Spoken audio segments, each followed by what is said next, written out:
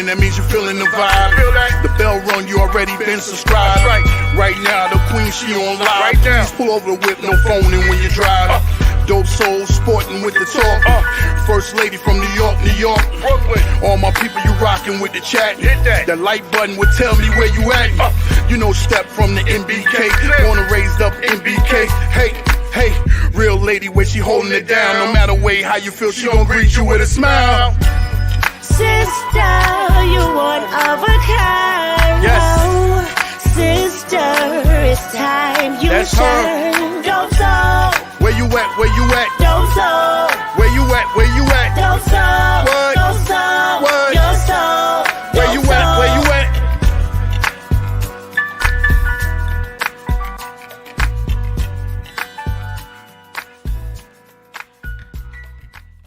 Salute, Knicks family. Welcome to the channel. Dope Soul Sports Talk, Dope Soul Knicks Talk, a member of the NBK family. Julius Randle will be re-evaluated. Not back in 2 weeks. Re-evaluated in 2 weeks. Talk about bad news on the heels of winning that game against Miami and pretty much, at least I thought, solidifying our second playoff berth in 3 years. I still think the Knicks finish in the top 6, but we got some work to do. Let me bring in the panel. We got Jarrell from Die Hard Giants Live. Staffer Don is back today. We miss you. And then Jay Boogie is in the house. If you guys saw the morning show this morning, you saw the remix of All Eyes on Us, the Willis Reed edition, which was straight fire. Fire. Yeah, we'll play it. We'll play it again tonight. How you doing, fellas? Hey man, you know how we do every Thursday night, 9 o'clock. You know it get wild at 11, so right. That we got to get it in before the chat get too wild at 11. But yeah, you know how we do. Salute to everybody. Salute to the chat. Salute to you, Queen. Salute to Jay Boogie, Staffer. We family, man. Let's get it. Yeah, no doubt. Yeah, I'm happy to be back, man. I've been gone for about 2 weeks, so I feel kind of left out. So you know, we're gonna talk about Mr. Day. We're gonna talk about Mr. Day. Don't worry. Yeah. Shout out to the chat. Shout out to the Queen, Jarrell, Jay Boogie. You already know. Peace and love, everybody, man. No doubt, man. Shout out to the whole squad, man. The NBK. Shout out to the Queen, the First Lady. That's my big sis right there. Shout out to my man Jarrell, aka the young Jim Brown. And shout out to my man the Dundada, you know what I'm saying? The real shotters. And shout out to everybody that's rocking in the chat, holding down this orange and blue to the fullest, you know, like we always do.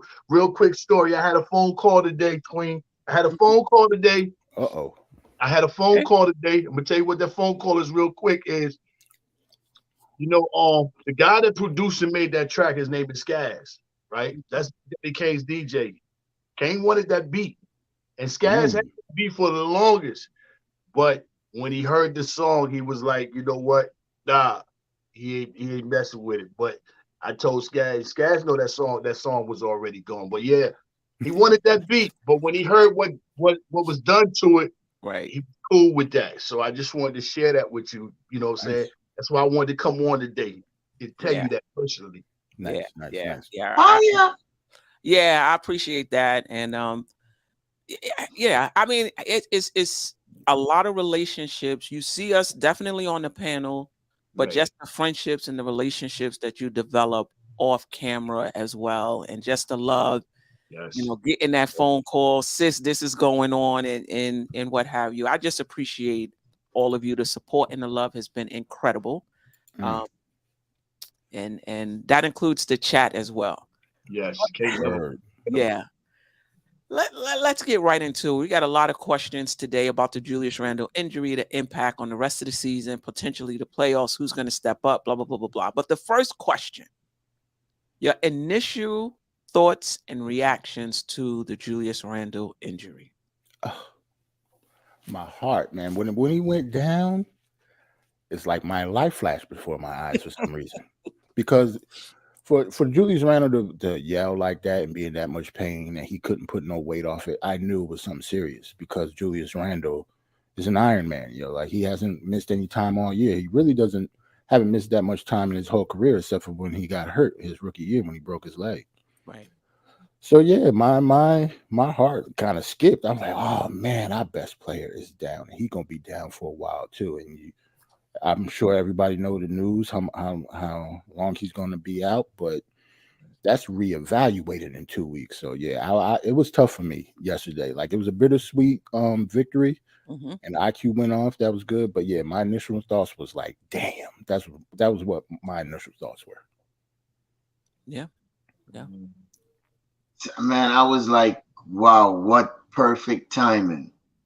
5 more games to go in this season, and the Iron Man of the New York Knicks got hurt. And it's just the fact to see him in pain and, really trying to walk it off to see if he could make a comeback was inspiring. Then you had the crowd, backing him up, MVP, letting him know that we still behind him, regardless of the injury. So it was, everybody know Jules is my guy, man. And it was kind of heartbreaking to me to see that that he went down in that type of fashion, because regardless of what people say, we gonna need him. We gonna need our 25 and 5 and 10 scorer, to take us to where we need to go. Because Jalen Brunson can't do it by himself. RJ can't do it by himself. And we definitely need all the role players to also step up, and they can't do it by themselves. It's all a collective team. So, sometimes without the leader, it could damage the whole operation. But he'll be evaluated in 2 weeks. Hopefully he come back healthy, and we get on the roll, man. But it was very disappointing. Yeah. Bug. Big 30, I'm 2-time that all-star back from Utah. Next up, the playoff. You see the squad right now. We're in a good mood. I'm 3/4 plus taped up with some Kobe shoes. I got a song that I ain't even released yet. It's called No Games Off. That was for the big fella, for him being there. When you say the Iron Man, not just the Iron Man for the team, he was the Iron Man for the league. You know what I'm saying? He was holding it down, and a lot of people was rooting for Julius to go ahead and finish this season. You know what I'm saying? No games off. No games off. No days off. No plays off. I'm here. Whatever you need. And when he went down, you know what I'm saying? I just kept saying to myself in memories and seeing this vision, I'm like, yo, Kobe, give him the strength to come up, man. Because I remember when Kobe went down with a foot, you know what I'm saying? Give him the strength to get up. He got to shoot these free throws. I know he can make it back. He can get back, you know what I'm saying? But he got to shoot the free throws, you know what I'm saying, to stay in the game. And then to watch the big dude, man, get up, you know what I'm saying, and knowing that he was really hurt, and it was hurting him more that he was hurt than the injury, because he could not come back out here and play, you know what I'm saying? And just to see him shoot the free throws and, you know what I'm saying, the head straight to the, you know what I'm saying, to the tunnel, knocking down the first free throw. They already supposed to have had a sub. It shouldn't even been nowhere, so I had to foul, but he was automatically walking there. And then when I seen him going to the tunnel and I seen the squad come back at halftime, I kept saying, yo, little Willis Reed, come back out that tunnel, man. Come back out, my brother. Come back out. I'm rooting and pulling and cheering for him to come back out. But then when he didn't come out, you know what I'm saying, then I focus on the game. But yeah, man, we're gonna miss having Julius aboard. You know what I'm saying? We ain't done yet. He's gonna be around for the playoffs. He's just done for the rest of this, regular season. And even if he can get back, which he's gonna try to get back, you know what I'm saying? We just gonna need you. Game 3. Game 3, big fella. I'm calling it now. Game 3 is gonna be Julius Randle return at home. You know what I'm saying? This is where it happened at. He's gonna come back on the floor with, you know what I'm saying? Game 3, man. But, the team got to step up. Everybody got to, step their games all the way up. But, yeah, I was really, emotionally hurt. You know what I'm saying? It really, it did something to me. Because nobody deserves to get hurt. But he put his all season, his conditioning, everything, and not being able to, you know what I'm saying? Man, get right, big fella. We waiting on you, man. Never mind the naysayers. We waiting on you. Yeah, we'll get into that. Unlike with Brunson, right? When Brunson was out, we had Quick. there is a significant drop off without Julius Randle. Yep. Now, I know we can say it's going to be a team effort. Everybody has to step up. I get it. All right. But specifically, who do you think will step up? Who would you put your money on is going to step up in his absence? Now, it doesn't have to be another power forward, but just somebody on this team that you think is going to raise their level of play. It could be a player or two that you think will raise their level of play. The only people I would put my money on is IQ and Grimes at this point. Oh, wow. I wouldn't put. I'm not counting Jalen Brunson though, because Jalen Brunson. I expect him to play well in the playoffs, but yeah, the only people I'm putting my money on to actually, do good with us for the rest of the season and maybe 2 or 3 games, just like Jay Boogie said, he might come back in the 3rd game by the time he come back. Yeah, it has to be IQ and Grimes. Everybody else is too inconsistent, and even they are inconsistent too. They've just been playing well lately. Right. So since they're hot now, it's good that they're hot at the right time. Hopefully we can carry that off into the playoffs. But yeah, they are the only 2 people that only 2 players that I will put my money on for right now. Boy, Jarrell, boy, I couldn't disagree.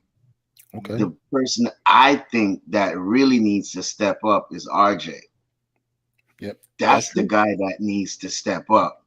Like, we need more. I mean, even though he's averaging 19, I think 0.7 points or something like that, we need your point total to at least come up at least 5 points more, at least 21, 23, somewhere around there. You're the one that needs to step up right now. You know what I mean? You're supposed to be the 3rd option. So the first option went down, or however you want to call it, A1, AB. You're the next one in line to take that Julius role right now and show us what you got by the time the big fella is out. We already know what IQ going to come off the bench and do, bring energy, you know what I mean, bring that scoring. And we already know how Grimes is, even though he's been playing well, 4 20-point games in the last 4 games, been very consistent. That's what we're going to need from him every night. But RJ, you're the one that needs to step up. I don't care about your paycheck. Right. We know how much you getting paid. We know you the number one, not the number one, but number 1 paid player on the team. But regardless of that, we need you to ball out. This is a time that you need to show out and prove everybody that they're wrong. You know what I mean? And come out with vengeance and show the next man up that mentality you say you have. And let's really shock the world. What would, and shout out to sis Lillian Whitaker listening on Facebook. I appreciate you, sis. How does that look? How does RJ Barrett stepping up look? Is it just points for RJ Barrett? Is it his floor game? Is it his defense? Like, what does stepping up look like for RJ Barrett to you, Staffer? I mean, that's everything in one. The playmaking, the you in double teams, you pass it out, you assist, defense. Sometimes you could be lackadaisical on defense, you miss an assignment, fine. But we need you on point on all times, all cylinders. We need you running on all cylinders. You know what I mean? Making that assist, making the points, making clutch points when it matters. Doing the necessary things, the hustling, the rebounds, the offensive rebounds, just the small things also to get it done. And that's what we need from him. You know what I mean? If you want to say a twin J Hart out there, that's what we need. Something like that, but a little more better, a little more enhanced. You know what I mean? Something turned up. Right. So that's what we need from RJ. We need it to turn it up. Like turn it up. Right. It don't look like bumbling the ball out of bounds on the first possession of the game. Right, exactly. Right. Why they keep posting up RJ? Why they keep posting him up like he nice down there or something? I don't get it. Yeah, I guess they figure he's strong. He can overpower them and he can get in for his little push shot floater. He don't though. He don't do that.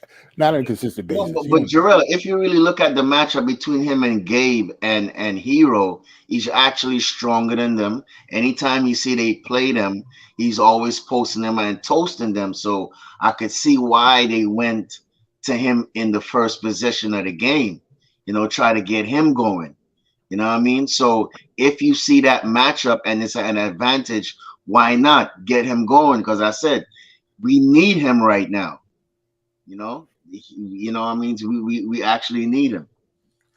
Before I get to Jay Boogie, I just want to shout out my other sis, Pamela Willis, listening on Facebook. I appreciate you as well. Jay Boogs, who would you like to see step up? Or who do you like to see, or who do you think will step up in Julius Randle's absence? Together, everybody always matter. That's a team situation. That's how it's got to be done. That's how I'm going to look at it. First thing first, I'm telling everybody, don't try to be no hero. Don't try to become something that you're not. Don't try to, step completely out of your game. You want to help the squad, be natural, you know what I'm saying, and hit all phases as a team together. When your top dog goes down, it normally staggers the team. We finished strong at the half, ended on a 3-point at the buzzer. Right. You went in that locker room. I'm quite sure everybody checked on. I can hear Julius now. Y'all don't worry. Y'all need to go win that game. I can hear Julius telling them that.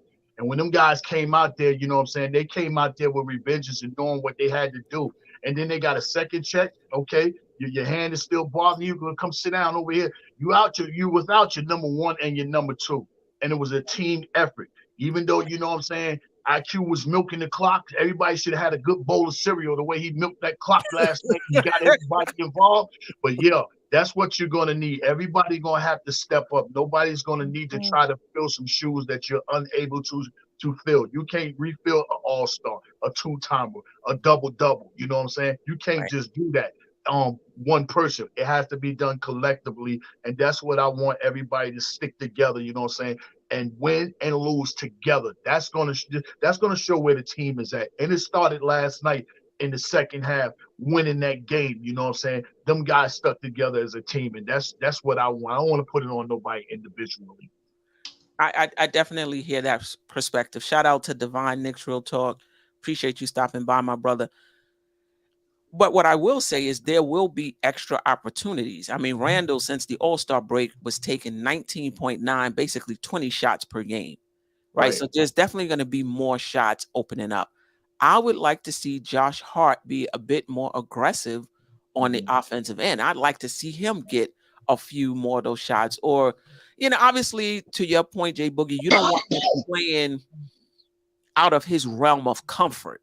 Right. I don't want to see him doing things that he's not used to doing, but I just want to see more of what he does do on the offensive board, offensive side, going coast to coast, laying the ball up, maybe taking a few more open threes instead of passing them, up. I like to see some more of that.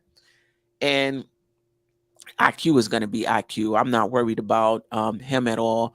Grimes, he's a young player. So has he crossed over to this point where this is the last 3 games? This is what we can expect every single night. I still anticipate there's going to be some ups and downs, from him. But to Stafford's point, I would like to see, RJ Barrett. RJ Barrett averages like 15 shots a game since the All-Star break. Brunson is at 15.4. So he's taking just as many shots as Brunson is taking. On the offensive end. I like to see him be better, with the shots that he's getting, and he's going to get more shots, so I definitely need him to be better. Knicks Real Talk talked about Obi.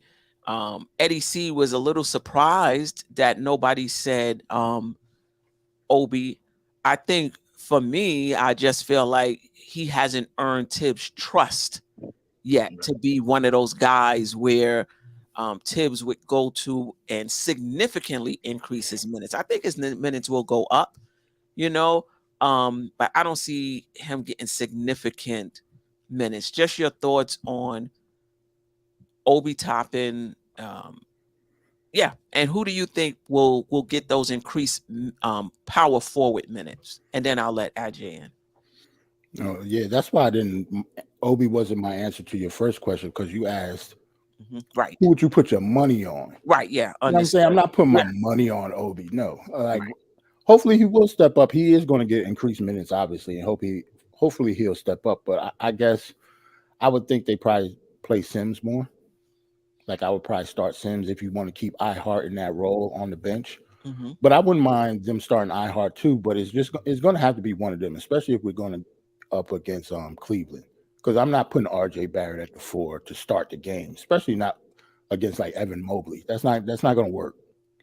I don't see that. So I don't see Tibbs putting RJ at the 4 during that series hardly at all, except for if a bench situation, but not to start the game against Evan Mobley. That'll be middle practice that we're not going to win doing that. But yeah, Sims and iHeart would definitely have to step up in those minutes. Okay.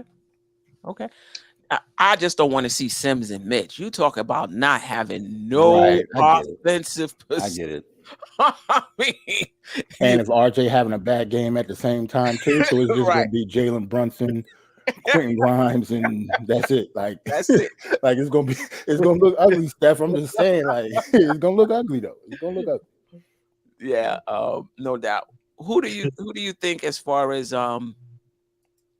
Jay Buggs, Ajay, welcome, staff in terms of power? Because remember, with Julius, we're an 8-man rotation. Right. So either Sims moves into that rotation or Tibbs elects to go small and McBride moves into the rotation, which means that you're going to play the 4 with players that's already in the rotation right now. Josh Hart, RJ Barrett, playing Sims and iHeart and Mitch together. That's if he chooses to go small. But who's in the rotation? Who's getting those power forward minutes? I actually like what you just said, and that's what I was about to say too. I think it's going to be Obi starting, but as far as with the rotation, I do think Deuce is going to get some minutes, and we're going to put RJ at the 4 and a little bit of Josh Hart at the 4 too. Because if you really look at it, Josh Hart could guard from 1 to 4, in my opinion. I think even though Mobley, is a lengthy, taller guy, I still think that I still think Hart could hold it down. Still, I still think he'll be able to give him problems, because we have seen that smaller guys do give these taller guys, power forwards, problems sometimes. You know what I mean? Even though it's a height mismatch in length or whatever may be the case, I still think that that we could still do a little damage a little bit to that particular lineup. So I see Obi getting power forward minutes, but at the same time, if he's not, I guess, hitting that open 3, I don't think he's going to be that effective, and Tibbs is going to pull him out and have RJ play the 4, and also Deuce get some minutes at point, and let Bronson get a little rest. So I still see that rotation. I don't really see Sims getting a lot of minutes unless it's foul trouble with Hartenstein and Mitch for Sims to come in. But I think it's going to be Obi and RJ at that 4. Okay. Wow. Okay. Anybody else want to comment on who do you think is going to be the next who's entering the rotation, basically? Obi, tie your shoes up. Make sure they're on tight. Matter of fact, as soon as the game ended the other night, forget checking out and talking to everybody. You should have went back in that gym and started working out, because you're going to get your opportunity right now, and your career is on the line, your money is on the line. Your name is on the line, family, everything. This right here is going to show how you're going to secure everything around you. You know what I'm saying? You're going to have to come in and step your game up. We could get away with some small ball, but you can't go small ball against Milwaukee. You Or can't go Cleveland. small. You can't. Yeah, you can't go small. And Boston is back to their normal rotation with Tatum back at the 3. You know what I'm saying? Philly, you might can get away with it just a little bit because Tobias Harris, he's just trash anyway. You might can get away with it a little bit with him. You know what I'm saying? Maybe with Philly. But besides that, you know what I'm saying? You're going to have to size up, Obi, and get right. You're going to have to be yourself. You have to play your game. You're going to have to be everything that, you know what I'm saying, that you haven't been right now. You know, that's where I look at it because we can't afford to put Josh at the 4 or nothing like that. You know what I'm saying? And we might could get away with starting if we play Cleveland in the first round. We might get away with starting Hartenstein and Mitch and using some Simeon to backup, rotating them 3 because they got 2 bigs on the floor. You know, we might could get away, but Tom is going to have his coaching cap on. You know what I'm saying? And doing what he has to do. This is serious time, Tom. This is real serious time. You have to be figuring out on, you know what I'm saying, on the fly. No doubt. And you may even decide you're going to start Hartenstein and Mitch or however you do it. And then if that's not working, you got to switch it up. It may work one game. It might not work the next game, particularly in the playoffs when you're playing the same team over and over. Do I want to see Obi? Yeah, this is a tough. This is tough. I mean, because I've seen some good things from Obi. I'm not gonna lie. I've seen some good things from him. But we need rebounding. Like you right, Jay Boogie. It ain't gonna be one person. I do like the fact that Josh Hart is a good rebounder for his size. Mm-hmm. That'll definitely help us out. But I don't think there's any perfect solution. You go big against these small teams, you might get killed. You go small against Cleveland, you probably get out rebounded, offensive rebounds, putbacks, things like that.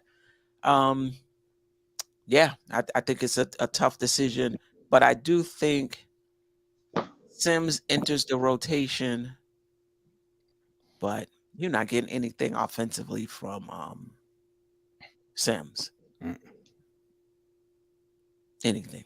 I think our defense will be better, but you're not getting anything. Do the Knicks still finish in the top 6?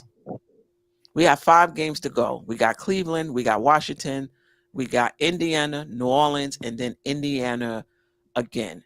We got I believe, if nothing has changed, a 3.5 game lead over the 7th spot, which is the play-in spot. I don't care who's in that spot. I think it happens to be Miami. So we got a 3.5 lead for that 7th spot with 5 games to go.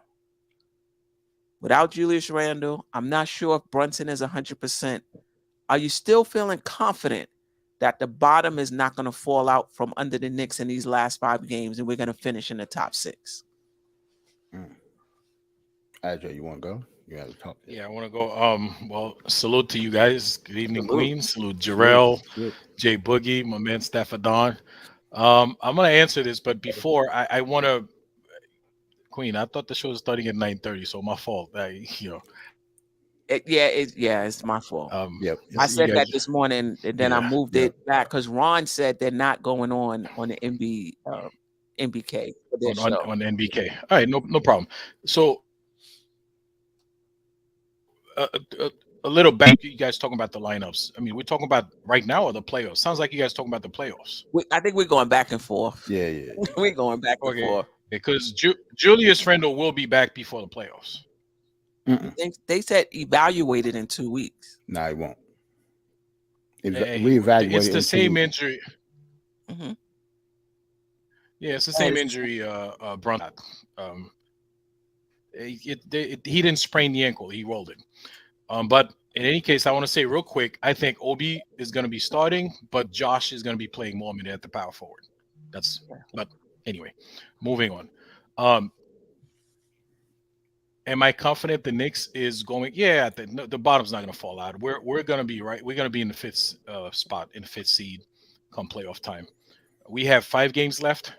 Yes. If we all we have to do is win 2 of those games, or one of those games, and another, Miami or Brooklyn lose another game. I mean, the odds are one of those scenarios is going to happen. So we're going to end up right there, and we're going to be in the playoffs and not the play-in.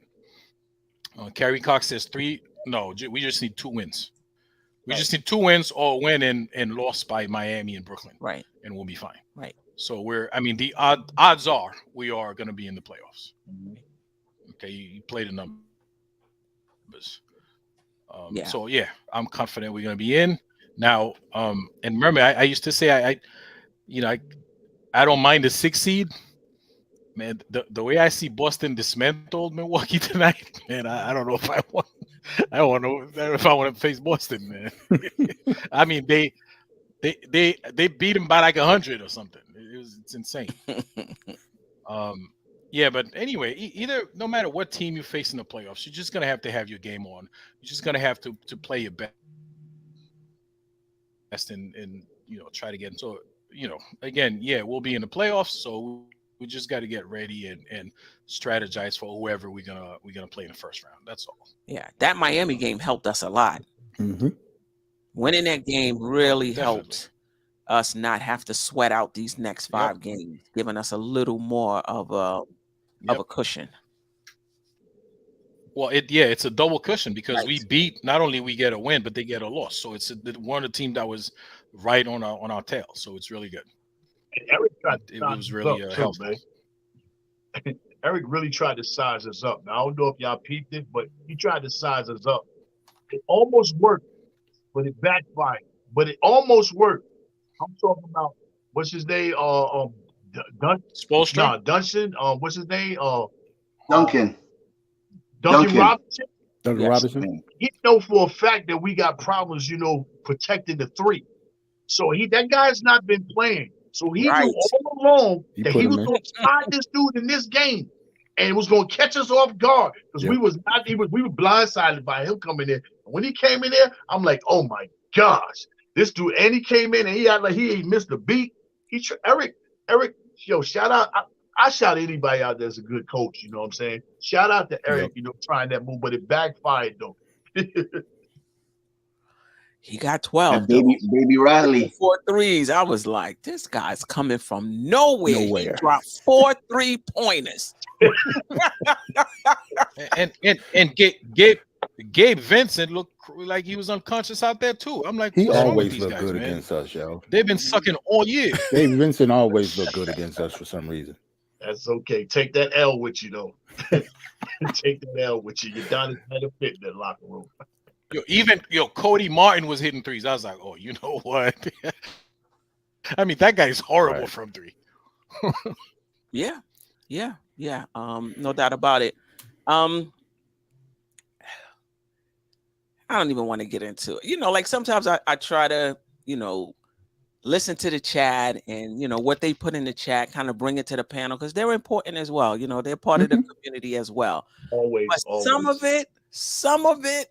Like what? People who think that the Knicks are going to be okay without Julius Randle, or there's not a significant drop off without Julius Randle, or it's some of the things I just feel like I don't even want to bring to the panel. Like I just feel like Julius Randle got to be like the most underappreciated all-star I've ever seen. It's weird. Jarrell, at some point, listen, it's simple arithmetic, right? He scores 25 points, grabs 10 rebounds. How do you make that up? 5 assists. Right? Like, how do you make it 5 assists? Thanks, Stafford. Like, how do you make that up? Who's going to give you that production? It's simple. If you don't want to understand that, that's because you just don't want to. You just you got something against Julius Randle. You don't want to acknowledge that he's good, that he's an integral part of this team. So, yeah. Right. Well, you got to understand too, Ajay, that there's a lot of Obi fans also too, and they feel like, Jules is in front of him. That way he can't shine. Now, this is the time for him to shine and shut most of us up, right? To see what he could do, right? Because from me looking at Obi since he got in the league, I haven't seen a post-up game. I haven't seen a go-to move. He has improved on his three-point shot. He has improved on his defense. I don't see that. Every dunker be dunking on people with that aggression. Since Obi came in the league, I've never seen Obi dunked on anybody, like yamming on them. I don't see that aggression in him.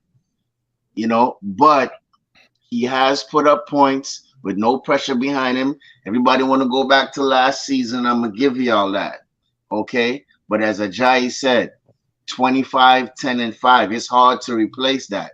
And for the people that's happy that Julius is out, I want to see what Obi can do, because this is his time to step up.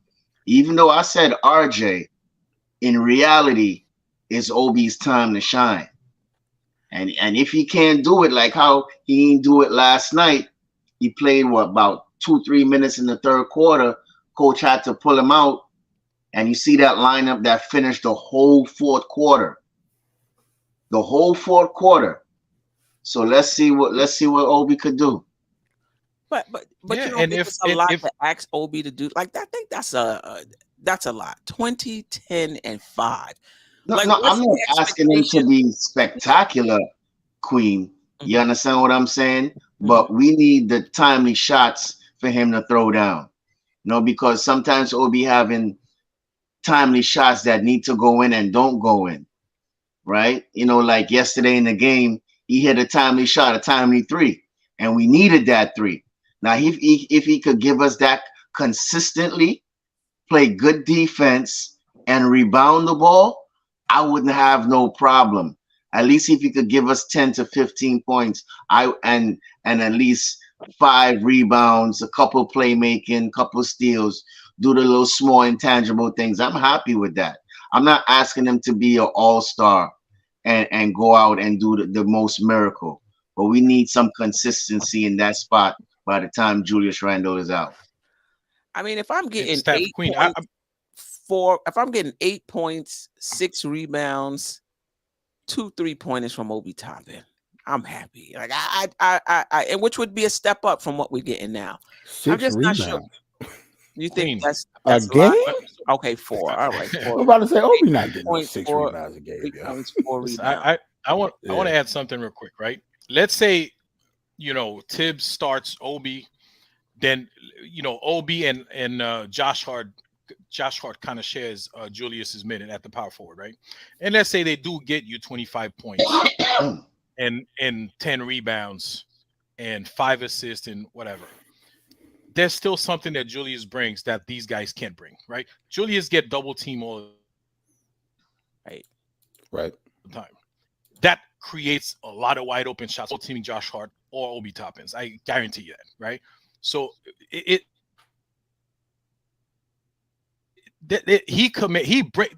brings a lot of attention to him. That frees up a lot of guys. Right. A lot of times Jalen Brunson runs through the lane. Why? Because somebody's stuck on Julius Randle and they can't leave him open.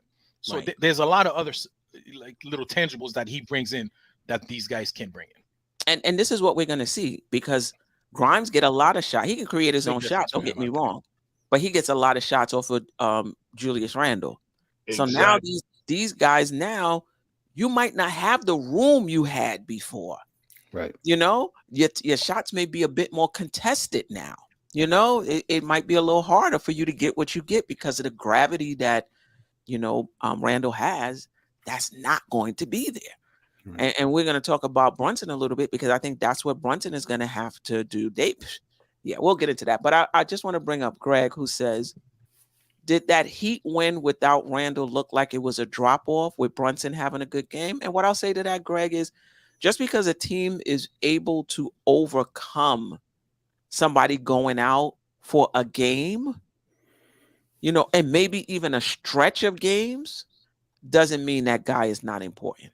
It just means that the team was able to figure it out for that game, or the team was able to figure it out for that stretch of games, and people stepped up. But over the long haul, where's this team without Julius Randle? You know, so I mean, listen, that was just one game, and I'm happy they stepped up and was able to close it out and give us the space they did in the standings. But I'm not going to sit there and say, oh, because they did it one time, that's the norm, and we can expect that consistently. I'm not so sure about that. And Queen, if you watch the game too, not just the highlights and the final score, you will see that the game was dragging for like 3.5 quarters, and then the Knicks had one run to win the game, right? And it could have easily gone the other way. It could have been Miami that had that run, and then we lose the game. Okay, but Julius wasn't there. RJ wasn't having a good game. Brunson wasn't having a good game. But we stayed afloat. We managed to say, listen, Miami wasn't having a great game either. They didn't play well. That's why we were able to win the game. They didn't play well either. Right. So you maybe had to do it out defense or whatever, but they didn't play well. True. Well, but for them to be coming off a back-to-back tough game in Toronto, you know what I'm saying? That was basically all you needed to do was stay afloat and stay consistent, stay within striking distance. Right. One thing I can say about our team, man, I challenge any team in the league as far as conditioning with our squad. I know we in condition. I know that. We can go the distance. And last night, that's all it took, you know what I'm saying, was to stay right there and hit them one time while they winded and out of breath, and see if they can come back. And they couldn't do that, but we're going to miss a whole lot with Julius. We're going to miss a guy that can rebound on the defensive end and turn around and push the rock, and other guys know how to go get in spaces. We're going to miss the guy that can, create for other guys. The guy that can get the ball from the opposite end, that can drive to the hole and throw cross-court passes, that can hit other guys, you know what I'm saying? And Obi cannot do that. You're going to miss the guy that can set strong picks, dribble handoffs. You're going to miss a lot of small things that Julius done.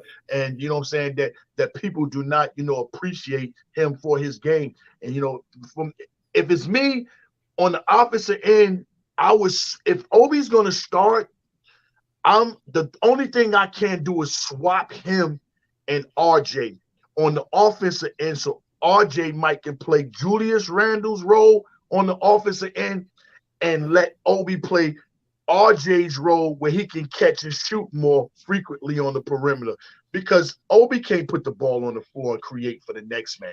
He can barely create for himself, you know what I'm saying?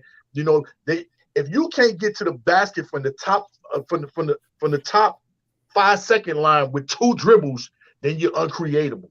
And that's the way I was brought up and I was raised. But we're going to miss a lot of things that Julius does that people might not see it now. But when that game gets started, you're going to realize some things. And hopefully some people will, feel that and start giving Julius back his praise, man. We're going to miss the big fella, but everybody got to come together. I just think it's a no-win situation. Because I think if the team steps up and rallies in his absence, people going to see we don't need him. We don't need him. Right. Now, if the team falls apart, they'll see that we need Randle, but now we're struggling. Right. And I want to see the team step up. I want to bring this comment up. And Greg, I'm not picking on you at all, but you are voicing some of the things that I do hear in the community. So that's the only reason why I'm bringing it up. They didn't win when Julius was playing the other game. Seemed like the team shared the ball more with him not playing. And I've said this, I can't tell you how many times. Who the hell, what are you getting out of sharing the ball? It might look better, but you're not guaranteed any wins. If you want to win in the NBA, if you want to win in the playoffs, you need dogs. You need players that you can pencil in and you know what they're going to give you game in and game out. 20, 10, and 5. The fact that the Knicks share the ball more, okay. So it's moving around more. So it looks better. So guys are getting more shots. Can you count on Grimes? Say Grimes was getting 8. I think he gets 8 shots a game. Now he's getting 12 with Julius out. Can you count on him where with those 12 shots, you know what you're going to get from him? If RJ Barrett gets 4 or 5 more shots, are you confident what you're getting from RJ Barrett in them extra 5 shots? So the ball whipping around means absolutely nothing because you can have guys getting more shots and not doing a damn thing with the ball. Right. Right. Or You doing gotta something have a go-to guy. and then the next game, they're no way to be found. So we got to stop with the whipping the ball around. Right. It's about making shots, period. And if you watch the NBA, unlike college, unlike high school, unlike AAU ball, and maybe not even so much unlike because they do the same thing, you need good players to win in this league. I've beat teams where we had the better player on the team and they weren't that great, but they was whipping the ball around. So what? Right. They didn't have players that could consistently put the ball in the basket. You know, so this is what I'm saying about understanding the difference between NBA basketball and the difference between college and high school basketball. In the NBA, so much of it is on the level of talent that you have on the team. And when you take that level of talent, makes the Knicks easier to game plan. Exactly. The Knicks are going to be easier to game plan. Take Brunson out of the game, double team him, take the ball out of his hands. Their fourth option has to become their third option. Their third option now has to become their second option. You know, now you're putting people in situations and roles that they're not accustomed to and asking them to produce. Yep.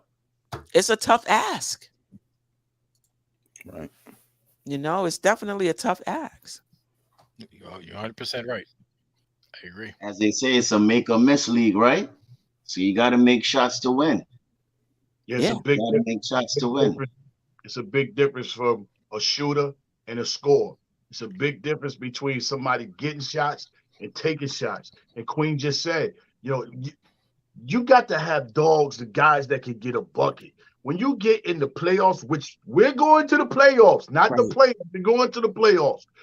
When you get deep in series, after game 5, 6, and 7, and you see the same guys every other night, and you know pretty much their offense, and you know pretty much the timeout the coach, the plays the coach going to draw up. You know what I'm saying? You throw all that out the window. You got to be able to get a bucket. And Julius is a guy, whether people like it or not, he's a guy that can get a bucket. You know what I'm saying? At different times, he could go on heat mode. On another time, he can go out his body, and sometimes he can't break. But that man is guaranteed, to be a threat on the floor. And with him and Brunson, those are bucket go-getters. And now I'm glad to see that IQ is showing that he can go get a bucket sometime outside of me just being a shooter. But you know what I'm saying? You got to have them type guys, man. And, passing the ball, swinging and everything. Yo, we not deep like the San Antonio Spurs where that ball can just constantly be moving. You know what I'm saying? 18 passes in a 24 second. People don't know. Nah, them days is over with. Closest thing to that is Golden State. But they got dogs, too. You know what I mean? So, yeah, and we're going to see soon. Real soon, we're going to see. We're going to see. And I do think IQ is ready, but you got to remember, there's a difference between I got a Randle and Brunson on my team who's drawing a lot of attention, then the ball swings to me, and a guy might be a step behind, rotating over to me. That gives me an advantage, right? And I could score like that, which is very different than those guys not being there, and now you got to score against a set defense. Mm-hmm. I hope he can do it. But everything changes. I mean, we'll see. Everything changes when a guy like that is out. And Thibodeau, to your point, J Boogie, has to push the right buttons, have to get the right players in there. But those players, when they get in there, have to respond. You can't blame the coach. Because basically it's a no-win situation. He put Sims in. Oh, why he put Sims in? He should have put so-and-so. When you put this one in, why he put so-and-so in? But Queen, it's gonna happen. They have to. Certain Knicks fans have to find somebody to blame. So if they ain't gonna blame Tibbs, they're gonna blame the rotation. If they're gonna blame the rotation, they're gonna blame Jalen. They're gonna blame this. They're gonna blame RJ. So, I mean, it really don't matter, man. We just got to go out there and execute. But regardless of the fact, Knicks fans is always gonna find something to complain about. So it's gonna always be a fall guy, regardless. Right. What's the expectation for Brunson now? Queen. Yeah, I'm sorry. Go ahead. You wanted to say something? No, I said before we go into something else, I want to say something real quick, right? Yes, absolutely. 91 watching, 42 likes. I knew it was coming. All right, we can't be liking less than 50%. I knew it was coming. I mean, Mitch is shooting better free throw percentage than we're liking this thing, man. Come on, y'all. Yep. Told you. It can't be. It can't be 45% like. Yeah, come on. You know, if you're sitting here listening and watching this, that's because you're liking it, you enjoying it. Come on, hit that thumbs up. You know, share the stream. You know, I want to see this on social media. Go. You know, we talking about Knicks, man. We love the Knicks, man. Let's make it happen.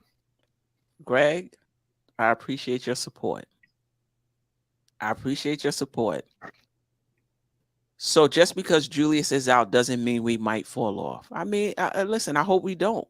But if we don't fall off, it's because we got some multiple people stepped up in a big way.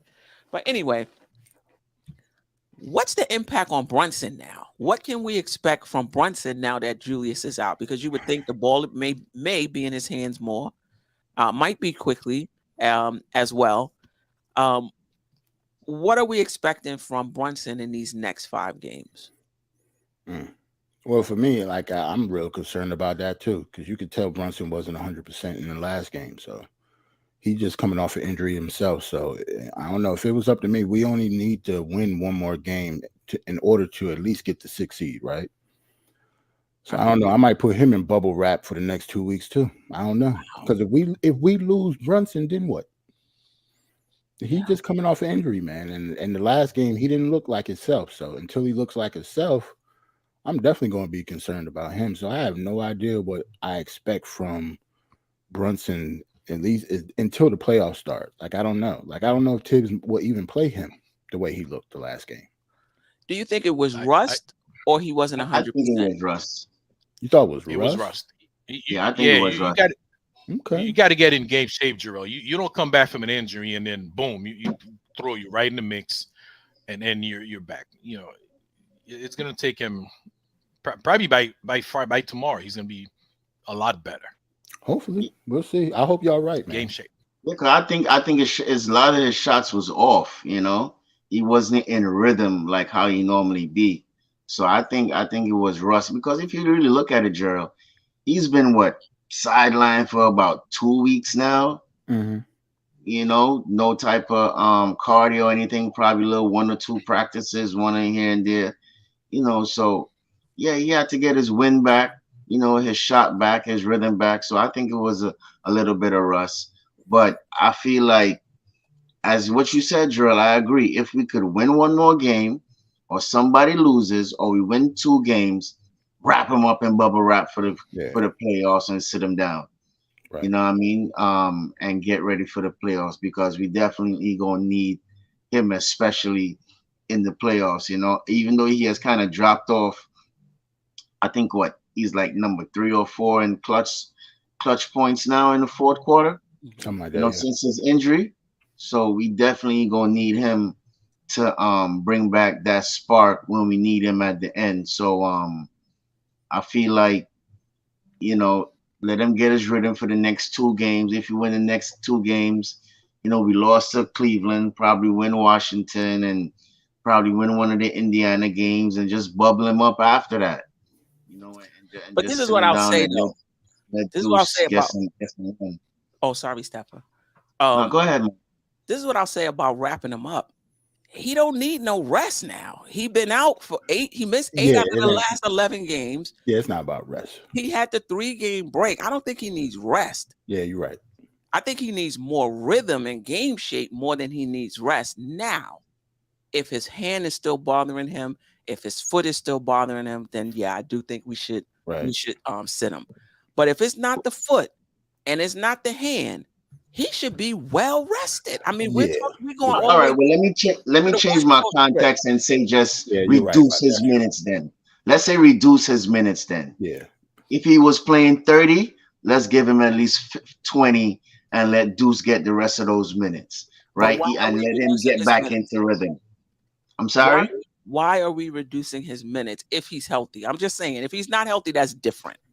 I mean, well, one, as I was saying, yes, to get him back into rhythm, but two, trying to lessen the injury if it's still bothering him and not give him as much minutes as yet going into the playoffs. So we could have a healthy 30, 35-minute Brunson going into the playoff. Okay. So, just reduce his minutes a little bit. Let Deuce get a little run. You know what I mean? Get him ready. Or we may need him for a little spot minutes also too on the defensive end. So I mean, I don't see nothing wrong just reducing 5 minutes from Brunson, even though still, get him into rhythm, even though, he's healthy, but I still want to take precaution too. Okay. Anybody else have any comment on Brunson? I wish he was 100%. I still don't think he would be able to carry the team. Just like I don't think Julius Randle by himself without Brunson would be able to carry the team, right? But if he's not 100%, because one thing about Brunson, and I've said this before, he gets his shots off. He just gets his shots off over the fingertips, of a guy, or he's just getting around a guy. He has to work really hard with the dribble and stunting and what have you to get his shot off. If he's not 100%, his game is about inches. You know what I mean? If he's not 100%, he's going to be easier to guard. He's going to be easier to defend. His shot is going to fall short. I think without Julius there puts a lot of pressure on him. Just like when he wasn't there, there was a lot of pressure on Julius Randle. So I'm not sure. It's going to be easier for a team to double team him. It's going to be easier for a team to get the ball out of his hand and basically say, they don't have Randle. We're going to take the ball out of Brunson's hand. Let's see if these other guys can beat us. They did it when we had Randle. Yeah. That's how we lost some games when they did it when we had Randle. So without Randle, it's going to be even worse, like you said. And they were doubling RJ too. Yeah. In some games also too, they were doubling him and they didn't want him to get off. So it's going to be a dogfight with his last 5 games. But I still think we're not going to drop the bottom, as Greg said, right? If any worse scenario, we probably go 2 and 3. You mean to 6? Right. Right. The worst is 6. Yeah, I would agree with that, given just 5 minutes left. So I don't see us, the whole bottom falling down and we in the play in and I don't see that. I think we could at least beat Washington at home. If Brooklyn or the Heat lose a game, that's another game for us to rest and we good. You going into the Pelicans, they have something to prove, so they might want to win. And Indiana, which is 2 games, 1 at home and 1 away. So out of those 2 games or 3 games, we might win. So I don't necessarily see the bottom falling out and it's a whole disaster and the season is over. I don't agree with that at all. Right. Only thing that mattered to me is health. I don't care about none of these games, none of that. I even listened to Queen earlier this morning, and when she said that, could you imagine if it had been late in the season or something like that? At the end of the season, that injury, we'd have been done. Cool. Right. You know what I mean? So it's some good God blessing on our side. But, shout out to D's World. I was on his show, and I'm going to stick with my guns. And if it's me, before I even knew what was going on with Julius, I said on the show, I'm sitting both of them. I'm sitting both of them the rest of the season. Because like if you watch last night, you paid attention when Brunson had the ball, they trapped him hard on his left shoulder. That's his left hand. They trapped him hard with the double team coming from that left side of him, forcing him to have to use that right hand. And he was unable to spin out, dribble out many times, you know what I'm saying, with that hand. So I'm glad they yanked him, you know what I'm saying? Sit down because you don't have it. Or I don't know if Brunson told it. I'm quite sure Brunson didn't tell him that. They made their own decision to sit out because Brunson is the type guy y'all want to be there. I want to be on the floor. Same thing as Julius. Same as any ball player. They want to be on the floor if they're able to. So the way they was trapped in him, that showed that hand is not right. You know what I'm saying? So if I allow that hand to get right, that means I'm also allowing that foot to go from this 78% to get to 100%. These games don't matter. You get ready to play Washington, you get ready to start jockeying. They ain't playing Bill. I know what they did against Boston, but they probably get ready to grab Porzingis too. You know what I'm saying? They not playing these guys. They probably not going to play Kuzma. So we should be able to get a win with them against home. We should be able to split at worst with Indiana. In a minute, they're going to realize they can't make it, so they're going to start jockeying. Team's going to start jockeying. And who to go to say that Cleveland might not be jockeying against us Friday because they know Julius is hurt. Maybe they really want to see us. And Donovan Mitchell, he twisted his foot last night. Big time. He I didn't know that. Yeah, at the end of the game. Yeah, he tweaked his foot. So me myself, I'd rather for the team to be healthy, you know what I'm saying, than to be limping or going in there with injuries, you know what I'm saying? You got to get healthy for the playoffs. And the team that's the healthiest, always pretty much, they win, you know what I'm saying? You got to be healthy. And we're not healthy, but we can get healthy, real fast, Get these guys some break, sit them down, done with them. Then you can find out more with what you got with some of these guys. You know what I'm saying? Can you play up under the pressure? Can you keep this on the 6th seed? Can you keep maybe the 5th seed? That's pressure games for some of these guys. Then you know what you got with some of these guys. Have a little simple idea, going into the playoff. But yeah, man, I said earlier, I'm sitting both of them down before I knew what Julius had going on because I want them guys to be healthy because we scary. A lot of teams, they don't even want to play us, especially when we're not beating ourselves, like all them free throws, all them turnovers. When we're not beating ourselves, teams do not really, really want to face us. But now we wounded. Yeah, people, you know what I'm saying, want to point out the rib like, Attila did Van Dam, and Lionheart. Yeah, I know you're hurt. You know what I'm saying? Yeah, I mean, I don't have a problem with that. If Brunson is not healthy, we've already clinched the playoffs.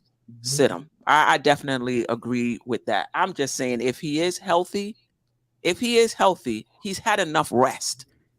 He's had enough. If he is healthy, try to get some rhythm because he's been out and you can see that he was a little rusty. But if he's not healthy, I agree with you. We gotta sit him. But we can sit him because we're in a good position right now. Right. If we were still struggling for the playoffs, you got to play him at 75%, provided that doesn't further injure him, right? Because we not trying to play somebody just to get in the playoffs and it makes it worse. That's not worth it for a player's career. Like we not doing, we're not doing that. But I agree with you. If he's not healthy, sit him. Right. Even if we fall to 6. Right. I just say put him in bubble wrap because I'm assuming that he's not healthy. Because remember, I said I thought he looked a step slow last night, but like you said, that could be conditioning too. And plus, I don't really think anybody is at 100% this time of year, especially him. Like he's just coming off an ankle and a hand, so I don't know. Something hurt. I'm pretty sure something hurt him. And you know what? I think this is the first time he's had to carry this type of load. Yep.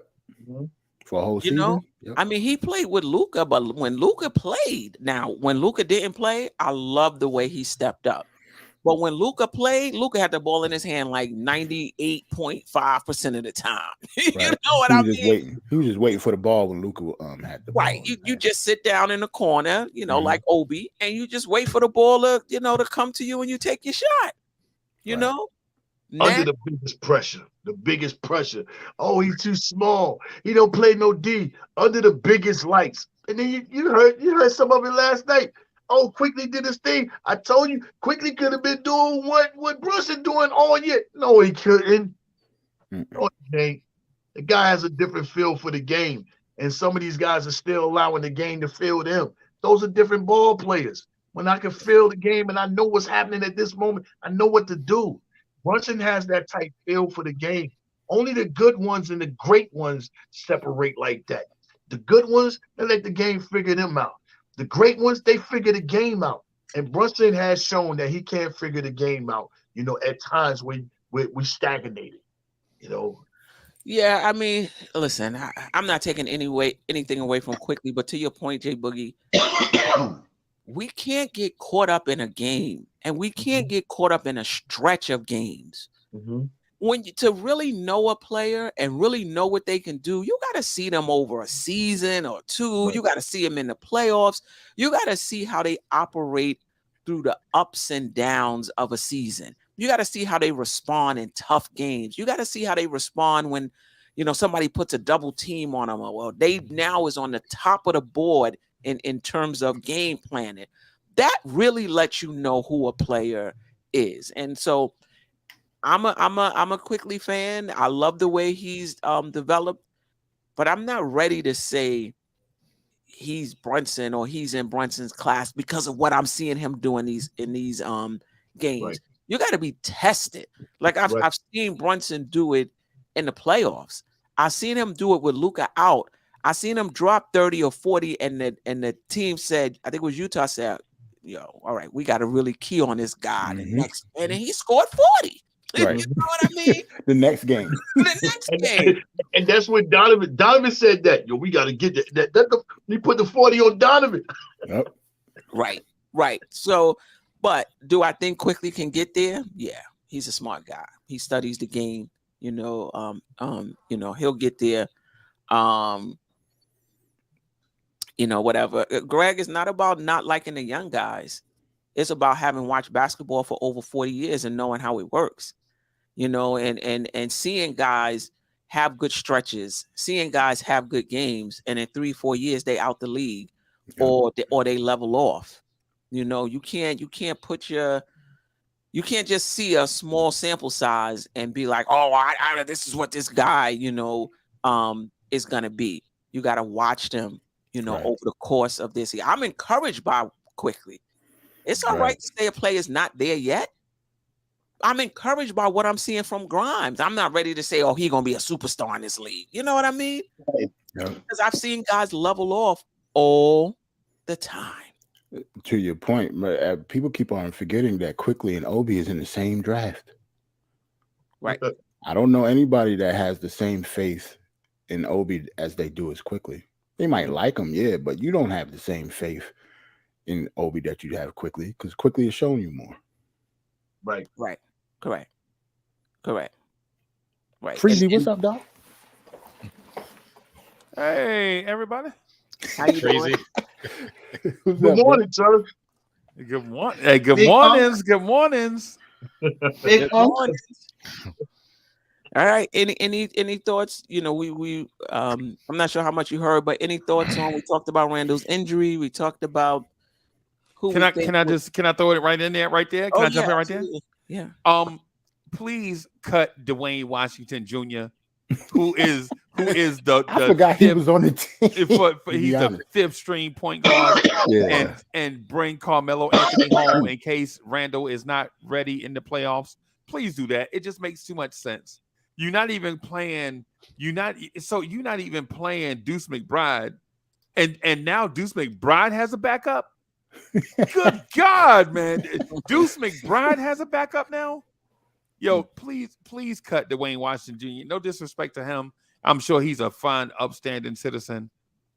But please bring some Julius Randle, Obi Toppin insurance in here in case Randle comes back too early and tweaks, re-aggravates an injury, and then our season is down the drain just because we don't have a veteran like Jabari Parker or Carmelo Anthony or LaMarcus Aldridge to at least stabilize offense and defense until Randle gets healthy. Please do that. Come on.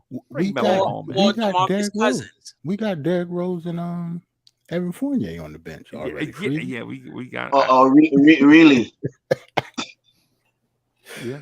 Oh man! But let me. Can I ask need something? a bruiser. We need like a DeMarcus Cousins. I don't know if we need a Carmelo Anthony. Yeah, Melo ain't played I'm talking about that year. type. I'm talking about that type of player. I'm a veteran. Okay. Yeah. But panel, can they really do that? Like contract? What would they be eligible to play in the playoffs if they bring somebody on right now? Right. Yeah. If you bring them on right now, but you can't add anybody once your playoff roster is locked. Oh, right. You gotta lock it at the end of the season. Right. Oh, hold on. Nick Yak said Melo is not eligible. I don't know if that's right or not. Yeah, I have no idea. I don't know if that's.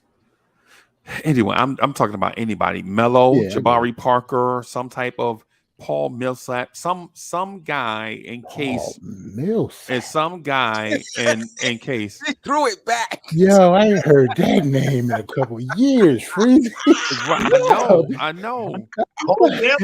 But what's more absurd? What's more absurd? Paul Millsap out there with the old man aches and pains, or Miles McBride having a backup? What's more absurd? Yeah, I get it. Why Freezy bringing the smoke already? Yeah, Paul Millsap, you got me with that one. Yeah, I mean, somebody. I don't blame. I'm with you, Sherwin. I would definitely take Taj, but I think he's still on Washington, right? They didn't release him. Yeah, we can't get him, man. But yeah, that would definitely be like if Taj was here, he'd be starting. We wouldn't be talking about Obi at all then. Like, you know what I'm saying? Like, if Taj was here, he would definitely be starting. Obi would have been the G League MVP if Taj was here. You know what I'm saying? But yeah, man, let's make that move, Leon Rose. Let's see what you made of. All right. Would you be, if we're going in that first round, and again, Randle will be reevaluated in 2 weeks, not necessarily that he's coming back in 2 weeks. Right. You know, would you be disappointed if the Knicks got swept in the first round without Julius Randle? Sheesh. I'm just asking. I would 11. I would be personally Queen talking about a sweep or gentleman's sweep. Queen come up with these questions, man. Yeah. You talking about 4-0 or at least 4-1? No, 4-0 against Cleveland. Ain't gonna mess around. Answer real quick. Yeah, I would be disappointed. Like disappointed, yes. Shocked, no. Just because we're losing our best player, and Cleveland ain't no slouch. I know we all say that, you know, we want Cleveland and everything, but they're still a good basketball team. So I would not expect us to get swept, though. No. I wouldn't. I would be mad.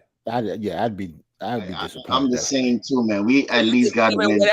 Without Randle, we should get at least one. At least one. No, I'm talking 2. Oh. At least game 6. Oh, we might not have gotten 2 with we might not get the 6. Stafford, if you can. Right. Hopefully, we'll see. I can't deal with another gentleman sweep like Atlanta, man. I can't deal with that. I can't. I'm gonna be. We talked I'll about be too depressed earlier when we talked about are the Knicks' expectations too high, and we had Randle at the time of the show. Right now, we don't have Randle at the time of the show. We was talking about Eastern Conference Finals 2 weeks ago.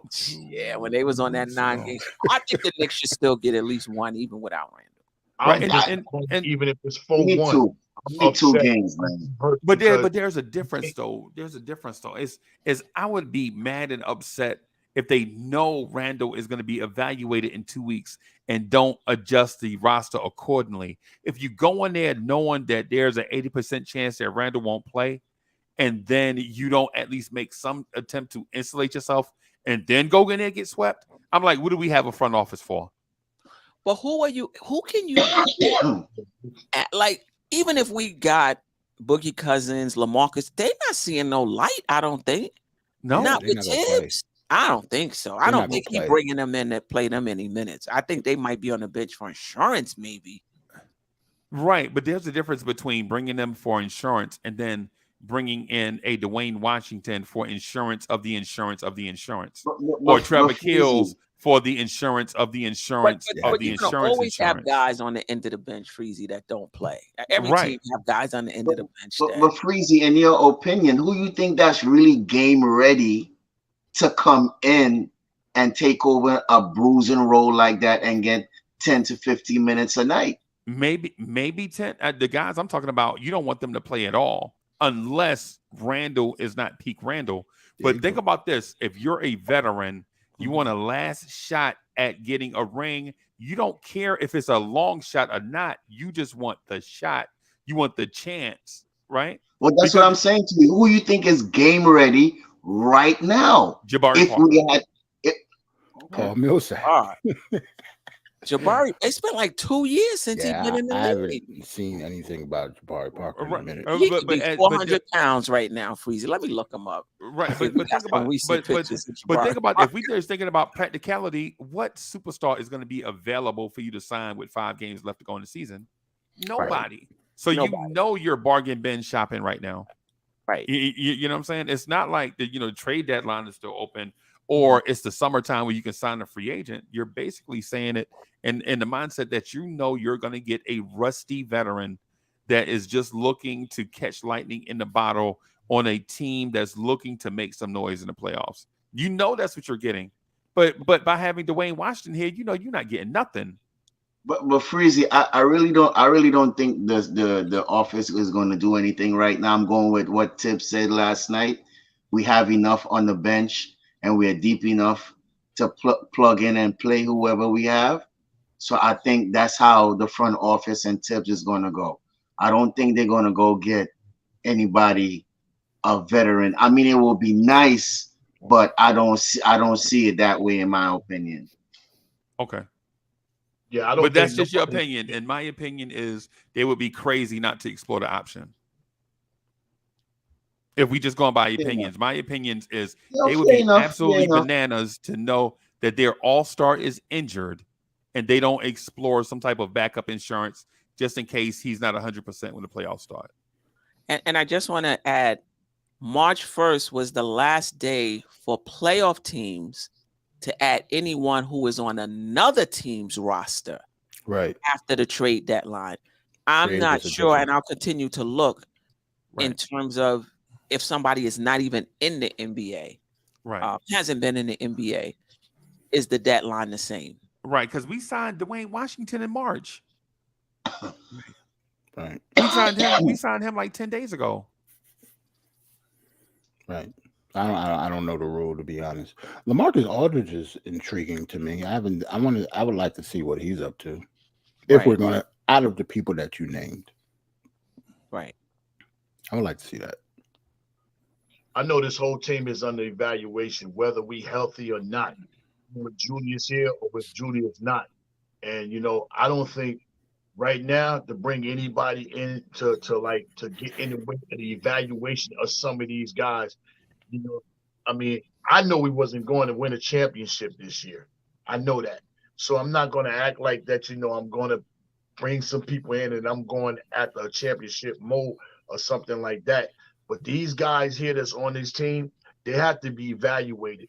They have to be evaluated to let me know, can you play in the playoffs? They have to be evaluated to show what they got. In case I'm trying to trade you. This is an opportunity for guys, you know what I'm saying, to make a name for themselves, whether it's here or somewhere else, you know what I'm saying? And then right now, I just don't want to bring I don't want to personally bring nobody in, you know what I'm saying? And I get 100% what Freezy is saying, about going to get a backup for Deuce and all that, fill in what needs to be filled in. But these guys that have an opportunity in front of them, they need to be looked at. And the office need to see that. They need to see, what can I do with this dude? How can I maneuver with this guy? Can he be here? Can I, trade him for something straight up? Or do I have to add something with him because their game ain't showing up? You don't know that until these guys get their look. And right now, they get ready to get their look over these next 5 games and going into the playoffs. Yeah, well, that's what I was saying. That's what Tip said last night. We got enough depth to plug in and play in. You know what I mean? So let's see, as what you said, Jay Boogie. let's evaluate them and see what they have and see if they could show out. Right. Well, Jay Boogie, I said the same thing. If the Knicks get swept, then the Knicks weren't winning a chip this year. Right. I was more interested. For me and Tony Crow, shout out to Tony Crow from Knicks and Bruisers. That's exactly what we was talking about. I want the Knicks to be guaranteed at least 4 games. I want to see what Brunson is about. I want to see what Randle is about. I want to see Quick. I want to see Grimes. I want to see these guys in those situations. I want to see Tibbs in these situations for evaluation purposes.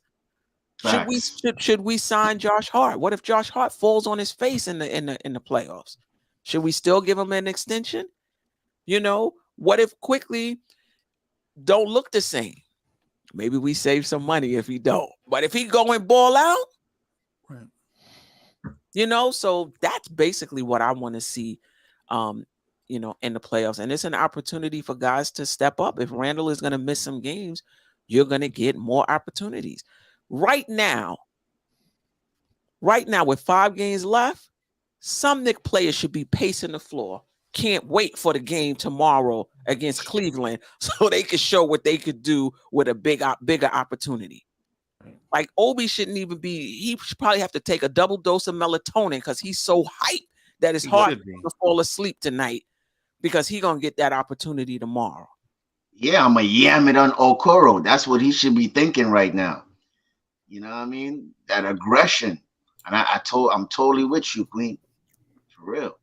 Yeah, and we're gonna see, and we know this already. Let me tell you.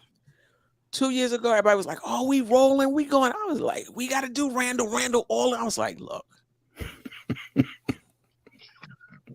pipe down. Relax. The playoffs is a different story." Yeah. Remember we swept Atlanta that year? Yes. Yeah, we did. Yeah, it'll be Playoffs nothing. is a different story. It's like running into a buzzsaw. You going along, you looking all good and what have you. You getting the player. Everything just stop and slow down. So you can't get too excited about what you're seeing in the regular season. Because people, they're adjusting. They're not going to allow you to do what you've been doing. That's what that's chess, man. That's like 4th and 1 in football. You know, I know what you're going to do. You stacking a lot. I know what you're going to do. But can you stop it? It's like that. Queen. You know, so we're going to see Quick. We're going to see Grimes. After game 3, Clint Capella was saying, yo, they better start packing their vacation clothes. They already knew. After game 3. He saw that. But you know what he saw? He saw that the Knicks didn't have the talent beyond your first option. Right. And this is what I'm talking about in the playoffs. Exactly. They're going to take away the first option. Sometimes the second. Good teams. The third too. Once we get to the third option, we're talking about McBride. Like, where are we at? This is what I'm talking about in terms of talent on the roster. Whereas as they take your options away, it's more opportunity for somebody else to shine. But who is that opportunity? McBride? Who is that opportunity? Sims? What's the quality of that player who's going to get those looks? This is what I'm talking about. And Capella was able to see that after game 2 or 3. Like, yo, after Randle, they ain't got nothing. We good. But EP couldn't hit a shot. Rose injured. So it was all a disaster. And to tell you the truth, Quinn, I can't swallow that sweep, man. Even if we lost the series to Cleveland this year, I still think we could win at least 2 games. I just feel so. I just. Stafford, I'm not arguing with you. Maybe you're right. I know. Saying, even with Randle, six games wasn't guaranteed, right? Winning 2 games wasn't guaranteed. Cleveland ain't no slouch, and they're playing their best basketball sliding. I know they ain't no slouch. But oh gosh, boy, a sweep? Jesus. Yeah, that was a bad question, Steph. That was a triggering question you asked, definitely. Right. I wasn't scared of Cleveland. See, one thing about Cleveland, I don't really know if you really got any all-stars over there without that all-star game being played in Cleveland. I don't know of that. You know what I'm saying? And then already seen what my man done to Donovan in the playoffs. So with that scenario for me, I got high hopes if we play in Cleveland. But me, I'm really hurt, even if it's 4-1, because I know we did not deserve yesterday like that. You know, hard work is that guy put in during the offseason to even play all these games. You know, like we spoke about it earlier. That was the Iron Man of the league. So it's like when he get hurt, it's almost like the league get hurt. You know, to me, because nobody looks for this guy to be injured. And I'm looking for us, beat us with everybody healthy. And if you're gonna beat us, you know what I'm saying, at full strength. But to go limping in there, you know, with Julius, you know what I'm saying, gotta get back, and Brunson still ain't 100%. Then all these question marks with what we got with guys that we know that's not built for this right here. You know what I'm saying? They need those guys to play off them guys. And Brunson is here to take off that extra pressure to play off that Julius didn't get against Atlanta. You know, it's just so much we had right here, and our opportunity for us not to be healthy right now, it stings to me. I wanted to see us all the way. I'm evaluating. I wanted to see this team, and now we limping. I'm hurt. Me personally. Yeah, no, I get it. But like you said, you'll still have an opportunity to evaluate, and you'll have more opportunity to evaluate, because if Randle can't play, guys are going to get even more opportunity. Yeah. You know, guys that get even more opportunity. Listen, I'm on record, and I know this is not a favorable take, that the Knicks are close to being championship contenders. And sorry, that's my meditation. That's my meditation alarm. Randle need one of those. Doing that Julius Randle whoosah and all that. Man. On record of saying that the Knicks are close to being championship contenders, but in order to be that, you're gonna have to turn over some of this roster.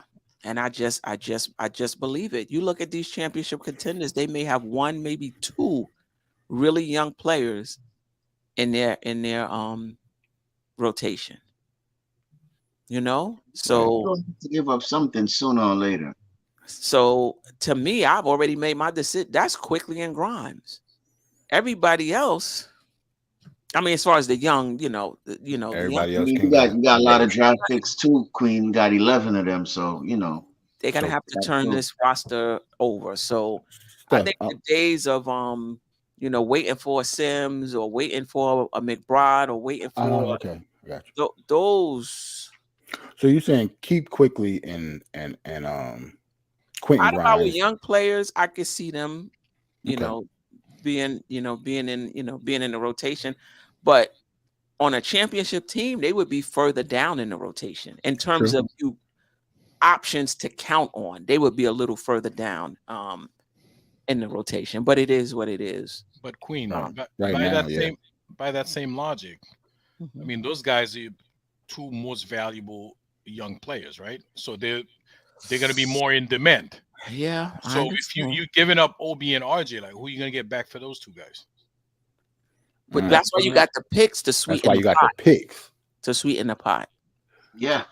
To move the needle, you're gonna get a superstars. Those two guys in picks. We're not talking about we need a superstar. Or a star. Yeah, okay. Yeah, and then remember, you got the expiring contracts of Rose and Fournier. And Fournier. But I to your point, the Knicks are trying to upgrade the roster. They RJ ain't gonna be the first player they asking for. Rose is no longer expiring. He's expired. Yes, correct.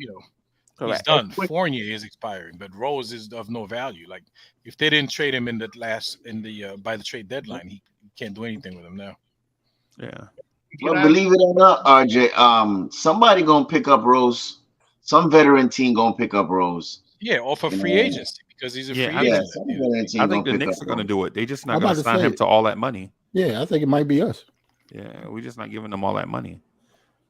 Why? Listen. You're not playing them. Because to your point that you made a little while ago, that every team has dudes at the end of their bench. Right.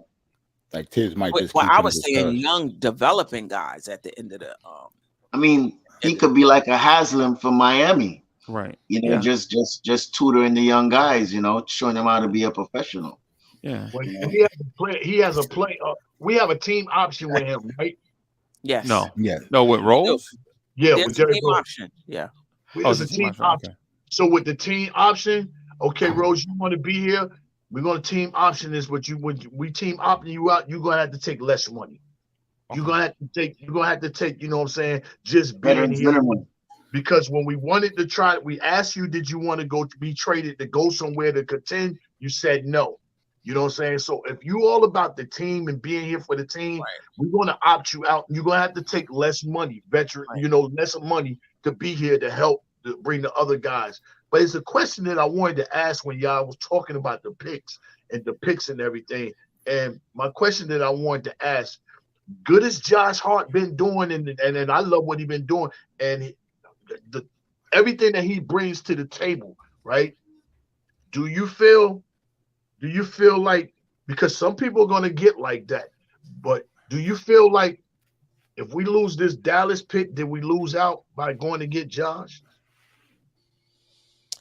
But you know what? I'm not so sure it's the fact that Josh helped us win as much as it was Dallas losing. Like if Dallas kept their ship afloat, right, we would have got that pick. Right. So you're supposed to be losing. We getting that pick regardless, y'all. Well, if the bottom falls out, Freezy, and they finish in top 10, we might not get it this year. We'll get it years down the. No. I'm saying Dallas is going to give us that pick this year, regardless if it's top 10 or not. So you say they're going to make the play-in still, Freezy? No, because they're 11th right now. I understand, but so we're thinking about it linear. We're not thinking about Dallas not being able to use any of their draft picks for the next 5 seasons unless they give us that pick, right? So for one, if Dallas doesn't give us that pick, that means they can't improve the team around Luka and Kyrie with free agency money or draft picks, right? If they give us the pick, that frees up their picks 24, 25, 26, 27, right? And they can package 2 out of the 4 of those picks in order to go get talent. If they hold on to that pick and play hardball with us, we're going to get the pick, whether it's this year, next year. But are you going to risk losing Kyrie and Luka over the fact that you don't want to give the Knicks that pick so that you can build around Luka Doncic? Luka already said that he's not having fun playing basketball in Dallas. He said that this week and last week.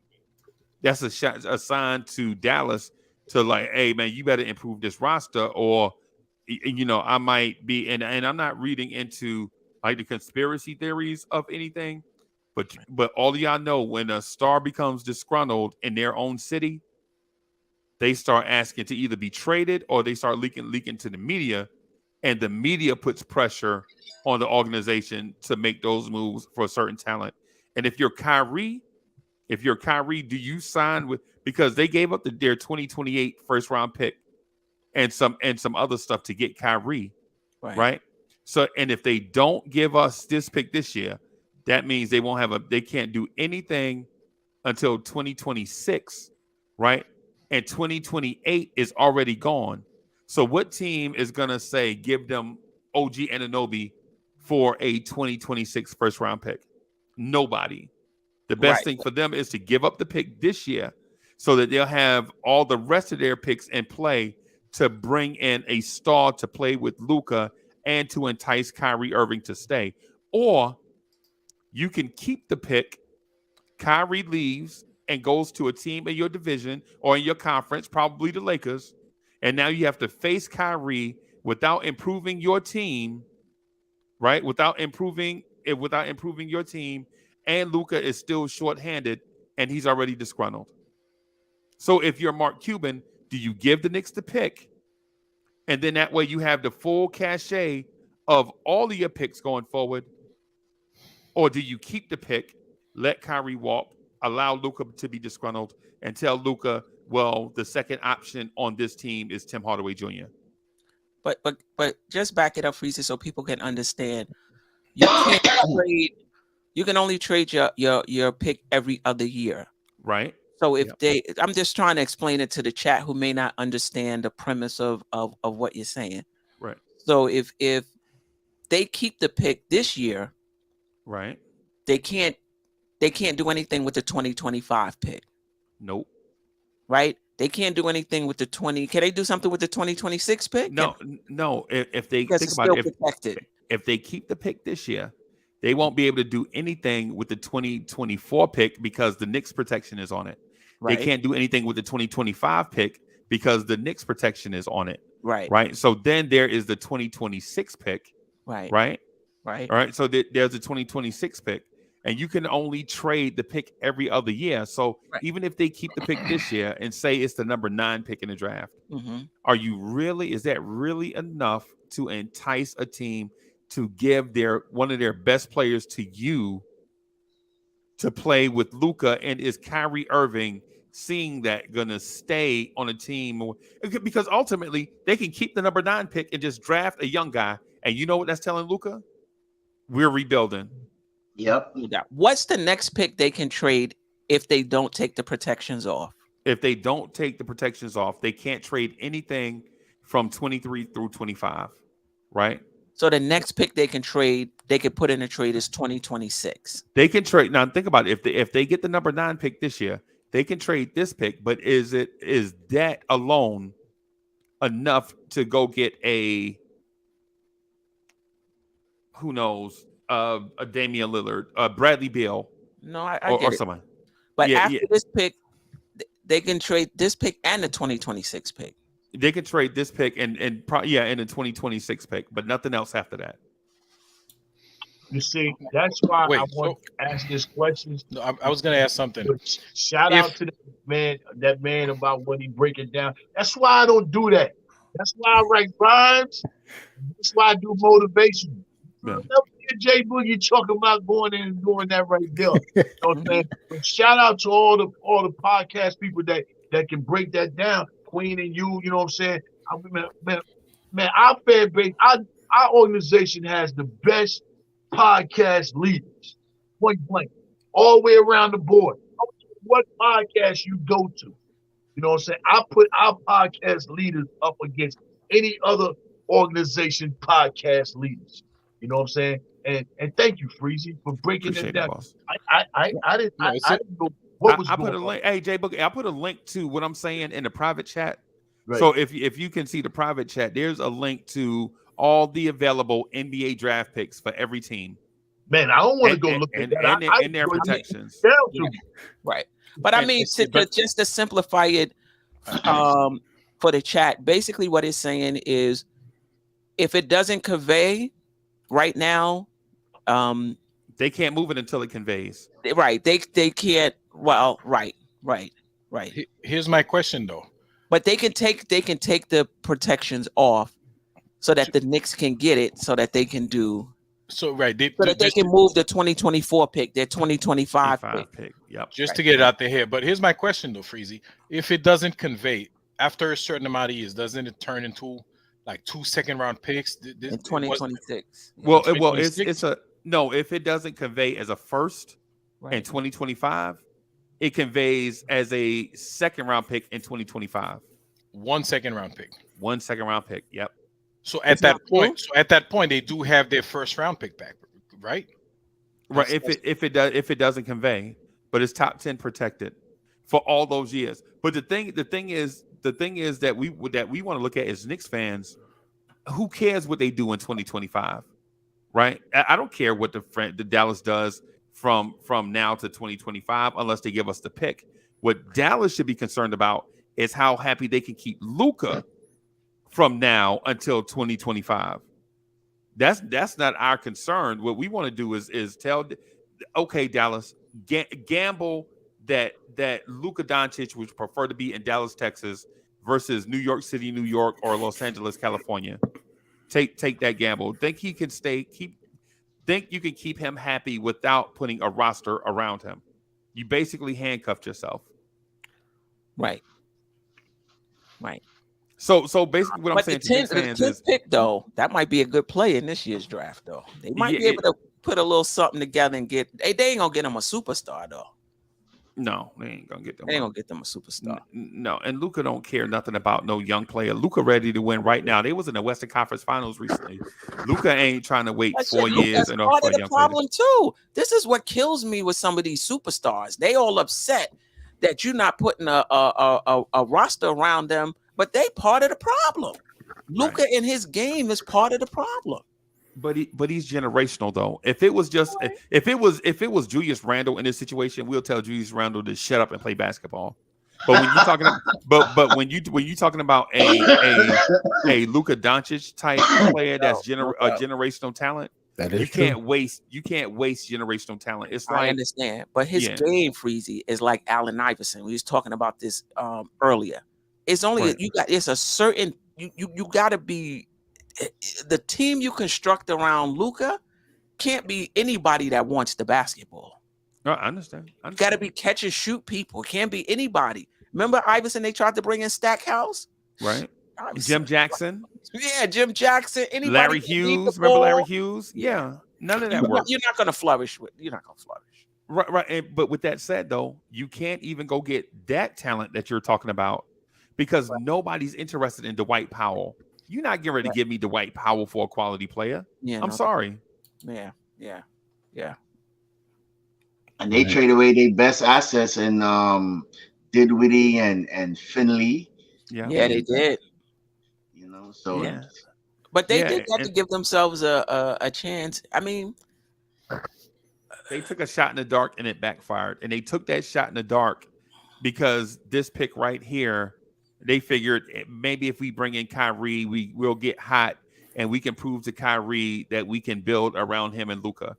But it backfired. They brought him in too late in the season. They didn't get enough time to develop chemistry. And now Kyrie is on his way out the door. And now you'll probably beg him to stay, but you don't have a plan to build around him and Luka. But they could do a sign and trade with the Lakers, though. Right. He could be out of the league too. Right. If you really look at it. Because no team ain't going to want that drama with Kyrie except probably LeBron to bring him over here. Right. And it's a perfect fit with the Lakers. Exactly. But Queen B, if they do a sign and trade with the Lakers, remember the Lakers don't have draft picks either. They don't. But I was on NBA TV. They said they can give up basically the 4 players they got that came in. Renounce D'Angelo, Russell. Actually, they can trade him, right? D'Angelo. Right. I was gonna say if you renounce him, then you can't trade him. Right. D'Angelo Russell, Beasley, Vanderbilt, and there was one other guy. They also have Mo Bamba and they also have Wenyen Gabriel. I forgot about Mo Bamba. You're right. Yeah. So, but if you're Dallas, are you really enticed by Jarrett Vanderbilt, Wenyen Gabriel, and D'Angelo Russell? Well, listen. D'Angelo Russell might be better than nothing. Yeah. So you see, and just real quick, not to muddy the waters in your conversation. I'm sorry about coming in and like throwing a live grenade in the room, but the thing is if the more you dig into this Dallas giving up the first round pick, the more you find more reasons for Dallas just to give up the pick and just get it over with. It's like when your knee hurt and it's been hurting for like 6 months, just go see the doctor, go get your surgery and rehab, man. You know what I'm saying? Don't limp around for 7 years. I get you, but I still don't see how. Okay, so they give that to the Knicks, and now they can give up their 2024 pick. That pick ain't gonna be no better than this pick. I mean, I get you. You're free to do business if you give up this pick. So now you can move the 2024 to 2025 pick. Okay, is that going to be any better than this pick? But you have access to them right now. You don't even have access to them. You got access to 1. I see. So you'll have access to 2. Or all of your picks. But you can only give up. You can't give up 2 in a row anyway. Right. So I mean, it kind of works out to be the same. Smoking Nick. It's time for Obi to show what y'all been hoping for. Yeah. Before we get out of here, before I open it up to whatever we guys want to talk about, I just want to talk about Mitch just a little bit. I appreciate you smoking, Nick. Thank you for the super chat. I didn't mean to rush that. What's going on with Mitch? Well, what do you think is going on with Mitch? He played 19 minutes last night. The night before that, the game before that, Hartenstein played more minutes. Is Mitch injured? Is Tibbs just feeling how Hartenstein is playing right now? What do you think is going on? Is he getting the Cam treatment? Like when Cam said he didn't like his role, and Tibbs was like, "Oh, okay, you want to be about you? Okay, yeah, have a seat." Is he getting that kind of treatment from that social media post? I don't think so. But like, what do you think is going on? I don't think so either. I don't think so either. I don't think so. What do you think I think he's just not effective as how Hartenstein is, more elusive on the ball, more defensive awareness. I think getting to the right spots for these defensive assignments, and then down the stretch. So the little small intangible plays. Even though Mitch, he's very good in the offensive rebounding and blocking shots, but when it comes to clamping down on defense and really locking down that other person and doing the small intangibles, I think that's where Hartenstein has an advantage over him. So Tibbs is going to go with him down in the crunch time more than Hartenstein. That's my opinion on that. But I don't think there's nothing wrong with Mitch. I just think it's just Hartenstein has more intangibles down the line than Mitch.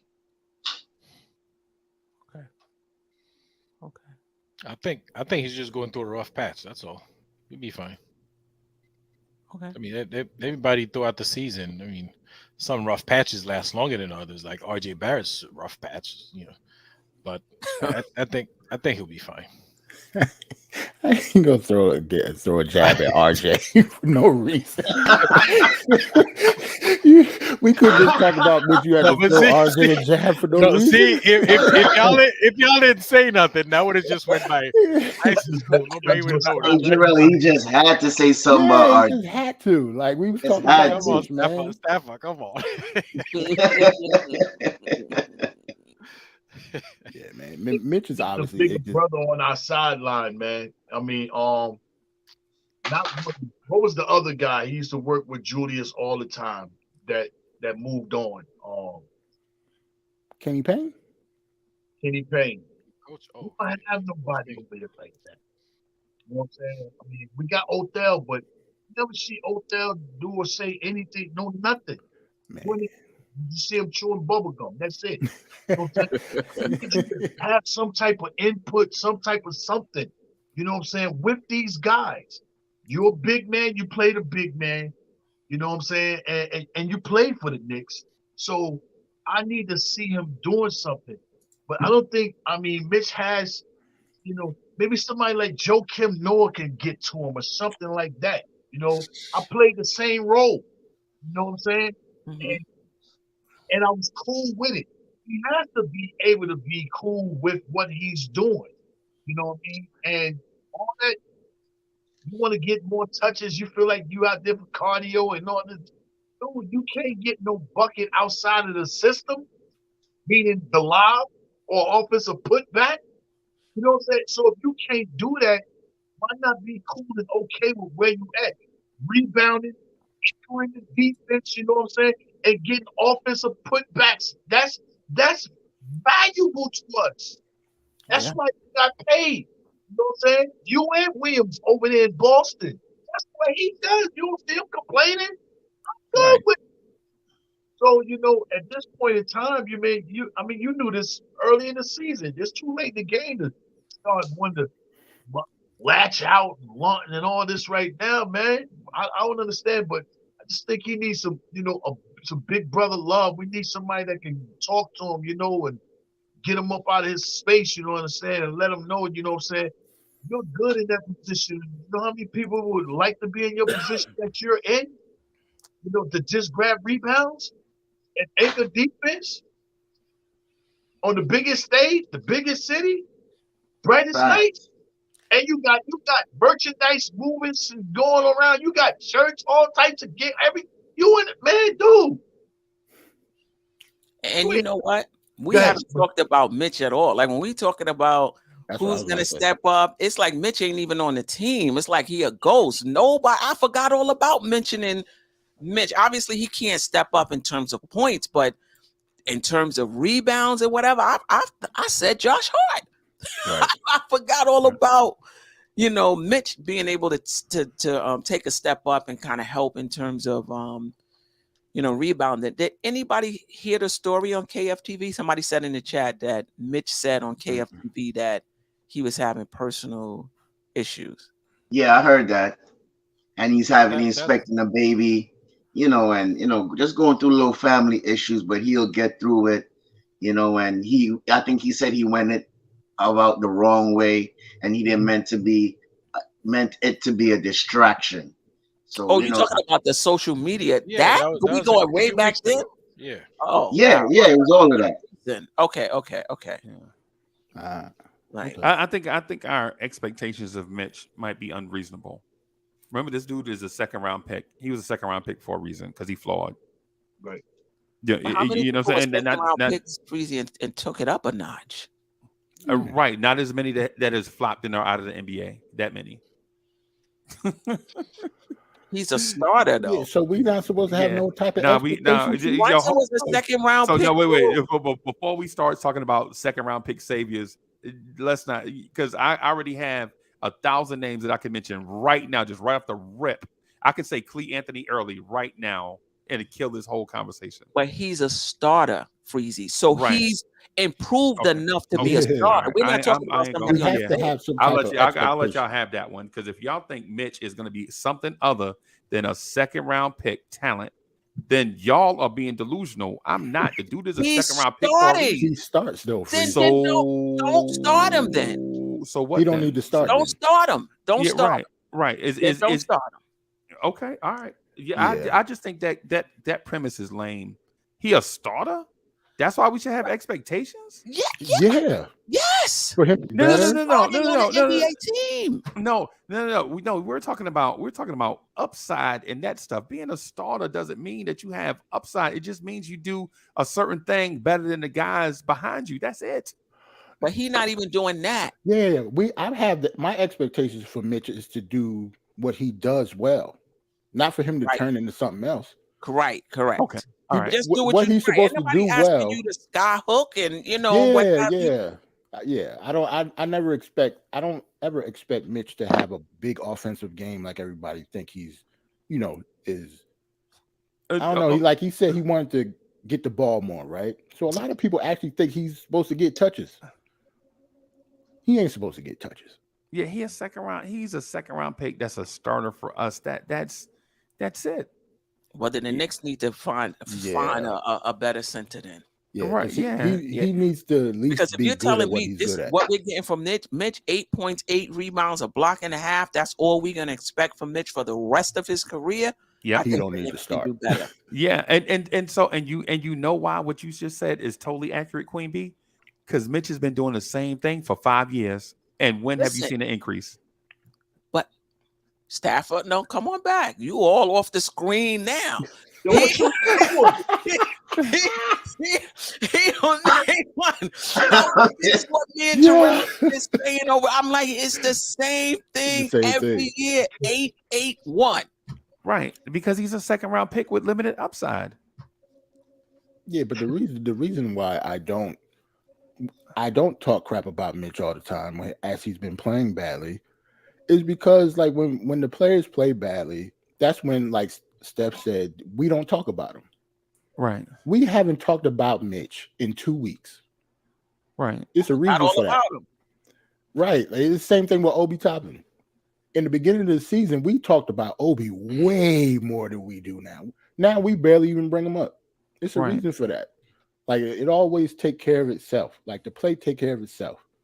Players who play badly either don't get talked about or get talked about badly for the most part. But Mitch don't even play enough minutes now for me to talk about him. Right.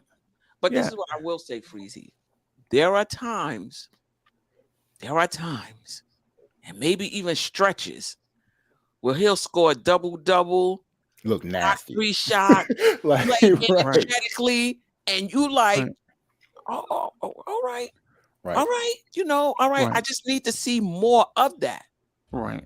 And now but we're never going to see more of that consistently. Those are just flashes. Right. That's don't expect that every night. Right, because he's a second round pick. You can't expect that every night from Mitch. Oh my God. Because there was a night that Jericho Sims, another second round pick, had double-digit rebounds when Mitch was out. But we can't expect that every night because Jericho Sims is a second round pick. I'm not saying that Mitchell Robinson is not an NBA player, but usually how it works is as the higher you're drafted, usually the more upside and potential you have. And I know y'all understand that, but I'm just saying it for the sake of the conversation. Mm-hmm. If, say, for instance, DeAndre Ayton was the number 1 pick, if DeAndre Ayton was on this team, would Mitch be starting? No. DeAndre Ayton was the number 1 pick in his draft for a reason, and he'd be starting over Mitch. Is basically what I'm getting at. I'm not saying Mitch is a bad. I like Mitch, and he's one of my favorite players. And in order to build the team, no team is going to have 5 number 1 overall picks starting. You know what I'm saying? I'm just saying that maybe we should just allow Mitch to be the best version of himself and not try to stretch him out or project him to be something else. He's not good enough. Okay. All right. Would you agree that the way he's playing right now is not even at his level? Right. That's what we're upset. That's what I'm just saying. Yeah, that's all I'm saying. He should be better as what he is. That's another story. Yeah, he's not even at his level. Yeah, right. See, that's the honest opinion by it. See, that's where we get offline. And be honest with you, Mitch doesn't have a level to his game. Right. You remember that game? You remember that game when he had the ball at the top of the key? And he faked the pass and he took 2 dribbles and he went in there and banged it. Yeah. Everybody's like, whoa. But let me tell you, that wasn't a skill set. He can't do that, you know what I'm saying, without faking a pass. He can't do that faking with a pivot move and go by. He can't do that. Right. He got that when he got that contract relaxed his game. Whereas I'm good now. I'm good. I got the money. I'm good. Wow. I'm in my role. Ain't nobody getting this. Right. But all of it was all good at the beginning of the season when everybody was smashing Hardenstein upside his head. He's too soft. He ain't doing this. He ain't tough enough. He ain't giving us no effort. No, none of that. In the beginning, early in the season. But when his game turned around and he turned his game around and that pressure got on Mitch and he don't know how to turn his game up, right. That's the problem. He can't elevate his game to a level because he doesn't have levels. But Hardenstein elevated to a whole nother level what made people feel like, okay, he's deserving these minutes. He's giving us different things. He playing deep. His energy, his effort, he giving us that. And Mitch is not giving us that. You know what I'm saying? It's like he don't even want to protect his own no more. He don't know how to do it, you know? Right. But he's good with the money he got. But turning his game up to an extra level, he ain't got no levels in his game at all. This is 5th year. This is 5th season. Yeah, it is what it is.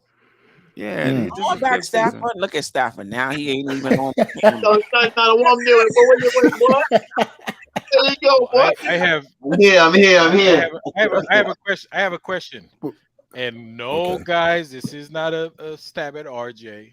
I'm asking the same question about RJ. Next year is gonna be his 5th season. Well, crazy. Do we say the same thing about RJ? I was about to say, to go with RJ's question, to piggyback off what he was going to say. By your logic, we could have a whole different conversation when it comes to RJ and expectations, just because he was picked 3rd. Right. In that case, we need him tarred and feathered for what he gave us. Right, because if you're saying no expectations, because right, a 2nd round pick, that means RJ should have all expectations should be through the roof for RJ at the number 3 pick. Right. And so Mr. Adjective, to answer your question, yes, my main thing is Knicks fans don't have a level of consistency. We don't have a standard when we judge players. Like, we're favorable to the ones that we like and we're unfavorable to the ones that we dislike. And what I'm saying is when we have these conversations, if we establish a baseline in which we can compare, then we can have a fair conversation for everyone. Just like when I said Mitchell Robinson is a second-round pick and you shouldn't have expectations for a second-round pick, then, of course, we should have this conversation about RJ like, hey, you're not performing up to the level of a traditional top 3 pick. It's time to have that hard conversation about RJ Barrett. And in fairness to how we as fans evaluate players. Because Julius Randle was the number 7 pick in his draft, right? And we absolutely roast Randle when he makes a mistake. But his backup was the number 8 pick in his draft, and we say nothing. That is true. But what I will say, we could talk about RJ as a first-round pick. Number 3 was just arbitrary. That was just in that particular draft. Had he went in another draft, he might have went 10th. Right. That's not RJ. I mean, you know what I mean? There just wasn't a lot of players to compete with him for that position, unless you want to put Garland, or Jordan Poole, or Jordan. I guess. I guess. Yeah. A lot of people slept on Jordan Poole, though. Yeah, I would just say he was a first round. He was a first round pick, and I still think if you're a second round pick, you can grow. I hear you what you're saying, Freeze. A lot of them haven't, but a lot of them have. Where'd Jalen Brunson get picked? I just think Mitch needs to. I'm not sure what it is, but he's not even playing up to the level he has been playing at. That's all I'm saying. I just want to say this about the RJ thing. I'm not giving RJ a pass. RJ going 3rd is not an accident. You're not in my opinion, you're not the number 3 pick just because somebody shuffled cards. He was taking number 3 because a team felt like he was the 3rd best player in a draft that included Darius Garland, Rui Hachimura, Cam Johnson, Tyler Hero, and a bunch of other Matisse Thybulle, Brandon Clark. That's true. I mean, a lot of guys went in that draft with Jordan Poole, Kevin Porter Jr., Nick Claxton. A lot of people went in that draft and they felt like RJ Barrett was better than them because he was at the time. Those guys got better. Right. Those guys got better. Did RJ get better? He was all right. But the point I'm trying to make is coming into the draft, he was ranked number 3. Had you put him in this year's draft, where would he be? If you put him in another draft, where would he be? So I don't think the number 3 thing. A 3 on one year is not a 3 in another year's draft, is what I'm trying to say. So I would just say he's a first round pick. He's not no true number 3. If you put 10 drafts together, RJ ain't the 3rd player. Yeah. He been coming out of college with that same brick shot. You know what I mean? It's not like he was different in college. It's the same thing. I get it. I feel like we got lucky with RJ. We really did get lucky with him. Because I'm gonna tell you, if we would have got that number 2 pick, the Knicks was gonna take RJ because of the stories, the connections, and all that. Yeah. And we'd have been like, man, we blew out on John Morant. If we would have picked RJ ahead of John, man, they was gonna take RJ regardless. Yeah. How talking about how he wanted to be here? It's not that he really he matched the gas on wanting to be here, but he did not want to go to Tennessee.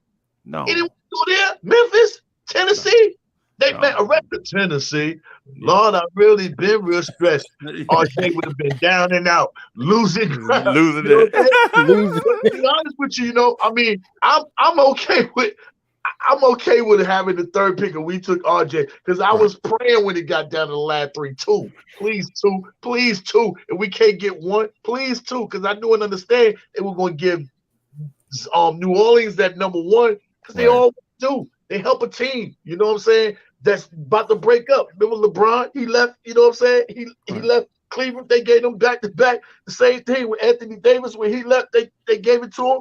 Yo, so you think they ain't get ready to help Greg Popovich down in San Antonio with the number 1 pick? I'm telling y'all this right now. Because ain't no more that going in the popcorn machine, pulling it out, you see it, like on ABC. Ain't none of that no more. Go behind that closed door and come and tell you what you're going to do. You know what I'm saying? But, man, no. Help. Let me read this in the chat. Shout out to Ricardo. I appreciate you. Mitch is the one signing I did not agree with. He's always hurt and no offensive moves. Why do you think we look at him as a given and not hold him accountable like RJ? Listen, I've been saying this for I can't tell you how long. Mitch is the same. 8-1 throughout his 4 years. That's just what it is. And I get the intangibles and his pick and roll defense and how he trolls the pain, and I get it. But I think the Knicks could yeah, man. Salute to my guy. Because this is the issue. If the Knicks were to move on from Mitch in the offseason, could Sims and iHeart hold that spot down? Yes. Yeah, I mean, like when Mitch got hurt, we was fine. I don't know about that, Gerald. As far as block shots, I don't think Sims could do what Mitch could do as far as blocking shots. Offensive rebounds, yes. Defensive rebounds, yes.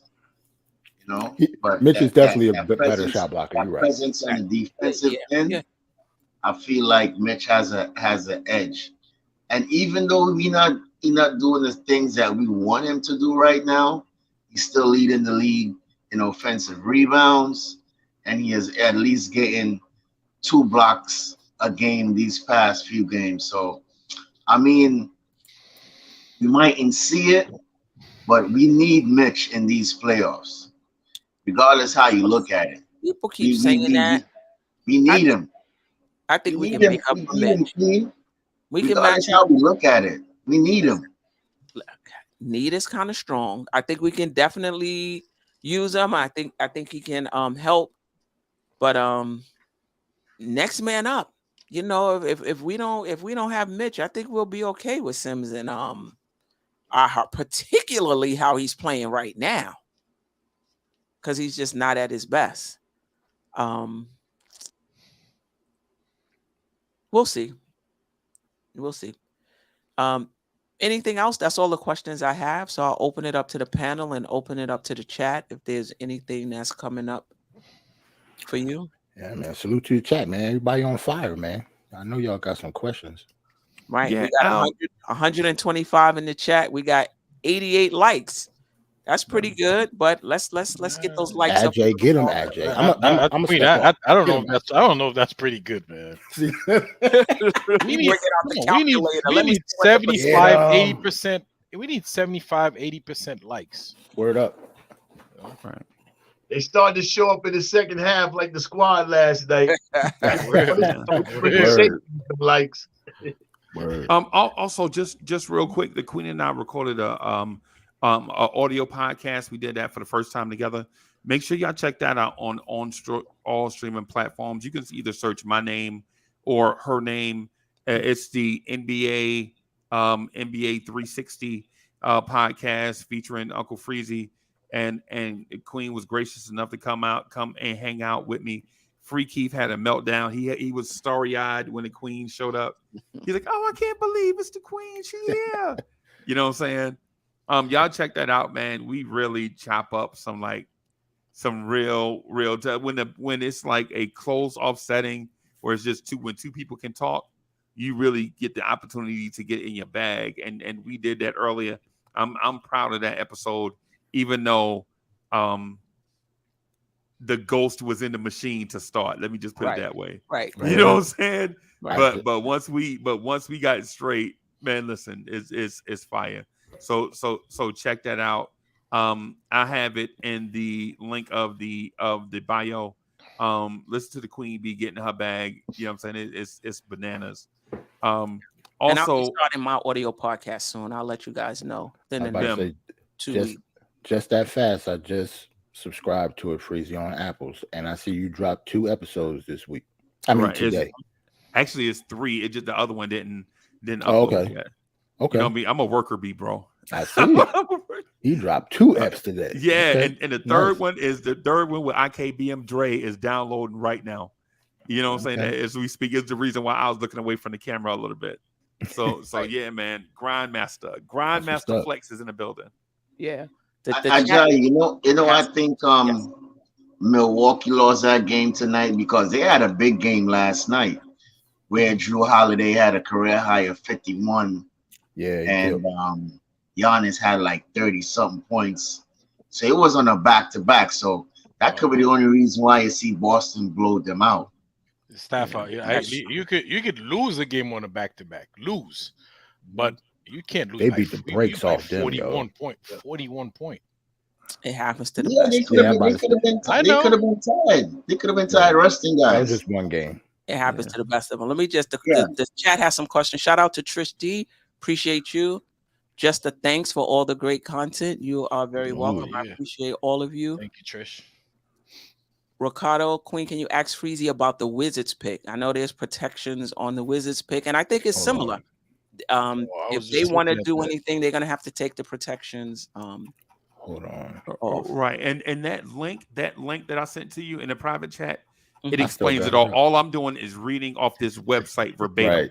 Right. I got it up. All I'm doing. Crazy. I'm not going to front. I get confused reading what you sent. Like it explains the detail. I still get confused. Yeah, I was with reading Jay Boogie on this one, man. I told y'all, I'm not reading nothing. I'm waiting for one of my captains to say what they got to say. Yeah, I was reading it, and Freezy was correct with the stuff that he was saying. It's on basketballrealgm.com.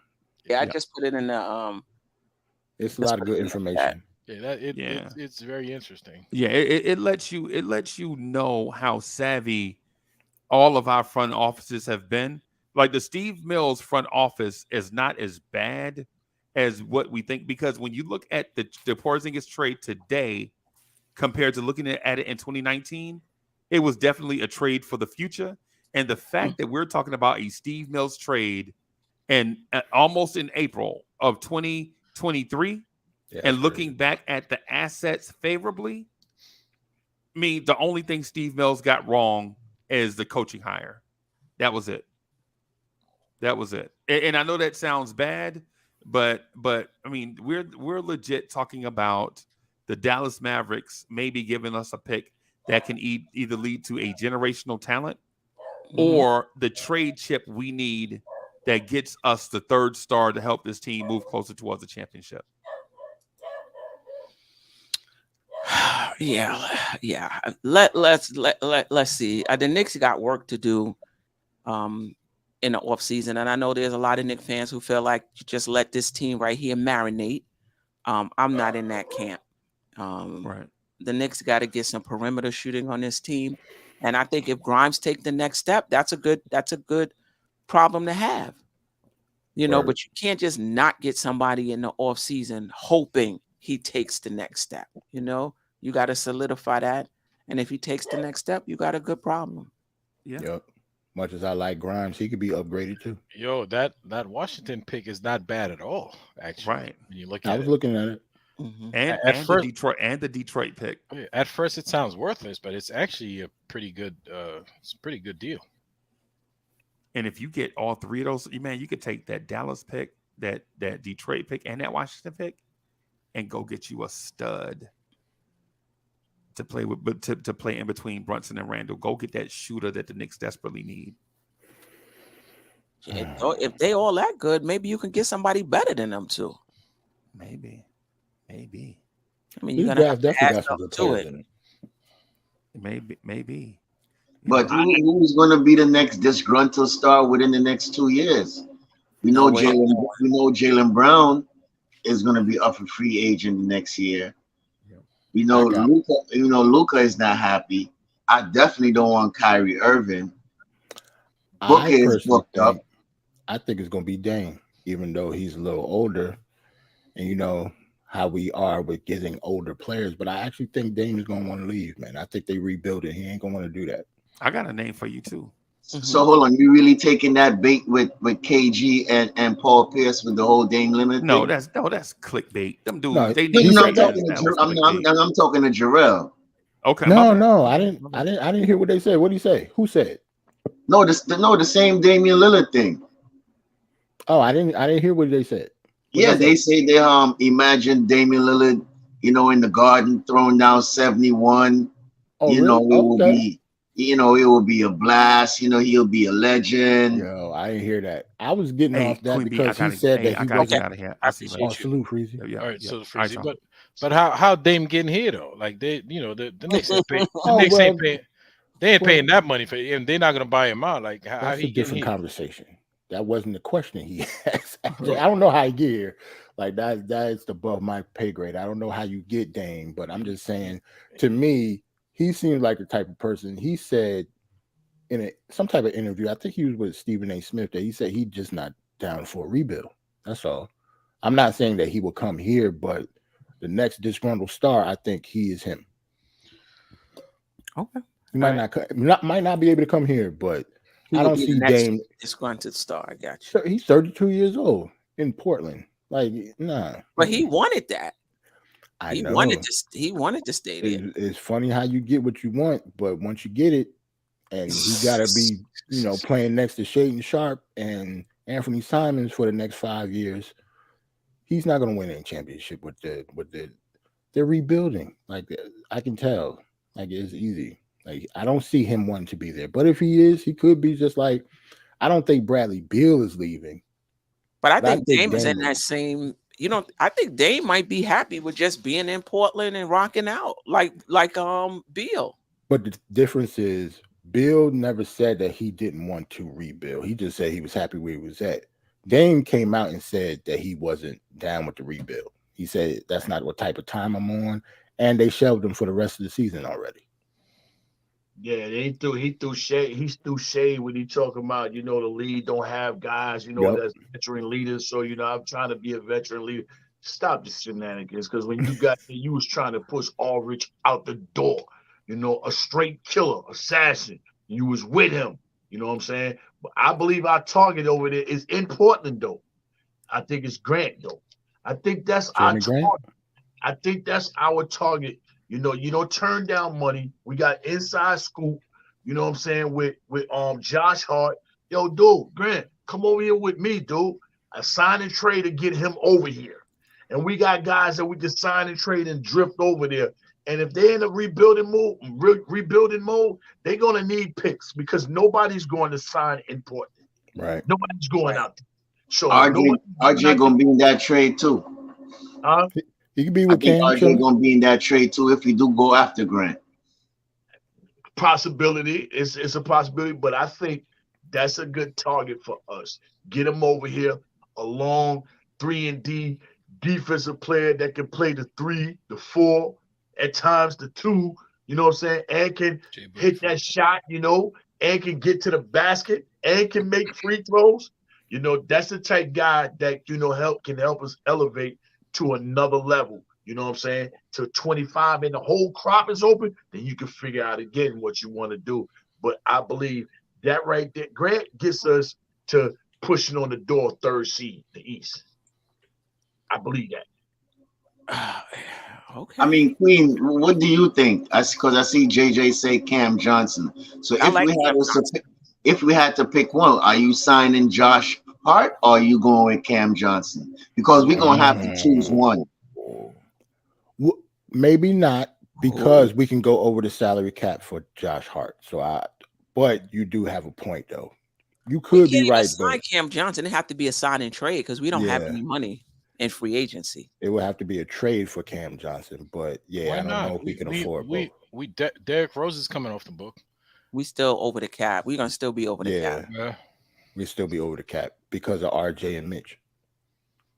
Contracts will be kicking in. I know RJ's well. These Mitch kicked in already this season. Yes. Yeah, this year. Because he was expired. So what's Cam Johnson's contract like? He's done? He's a free agent? I think he's restricted too. Let me look. I think he's restricted. I like Cam Johnson. I like his height. I like his defense. I like his ability to hit the 3. I would rather have Bridges, but yeah, I'll take Cam. You ain't getting Bridges. Not at all. We're not that definitely ain't happening. That ship sailed when he kept on scoring 40 for him. Know what I'm saying? When he first got there, I was like, yeah, just keep averaging your little 18. But he want to drop like 40 point games and stuff. So yeah, they're not gonna get rid of him, man. That pissed me off. That's the new Kawhi Leonard. I'm telling you. What I mean by that, I'll break it down for you. You know, Kawhi was over there in San Antonio playing with a bunch of guys. You really didn't really know his skill set. But when he left up out of there, he went to Toronto. Yeah, skill sets came out. Same thing is with over there in Phoenix. A lot of guys that's in front of him, so they only label him just to be your 3-and-D defensive guy. But now he in Brooklyn, you see his skill set. He can put the ball on the floor. He can take you off the dribble. He got the mid-range. He can shoot the tray. Those type things you didn't really see in Phoenix. That's why I say that guy is really like the next uninjured type Kawhi Leonard type guy. But this is the thing, going back to Obi Toppin, when a guy is not playing a lot of minutes, or in Miles Bridges, he was playing a lot of minutes, but he was in a defined role. Sometimes it's hard to tell when they get their opportunity, were they being held back? Which is what we're seeing from, Bridges. He was being held back. He had more to his game, but that just wasn't his role. Right. But the flip side is sometimes a guy gets exposed. Right. You put them in a bigger role and you see, he ain't that, and I think that's what it is with Obi Toppin. We're not going to know. I mean, we can guess, I would guess he ain't that, but I do hear some fans is like, give him a bigger role. He might. It's possible. He might take the next step, and other fans were like, you give him a bigger role, I think he's going to get exposed. Yeah, y'all was right about Cam Johnson being a restricted free agent. There's no way of knowing. They're going to match anything that somebody will probably give Cam Johnson. So he's probably going to stay in Brooklyn. He's restricted. Yeah, and I don't think they're going to give up those guys like that. I think they're going to build around, I mean, they're good enough to build around. Yep.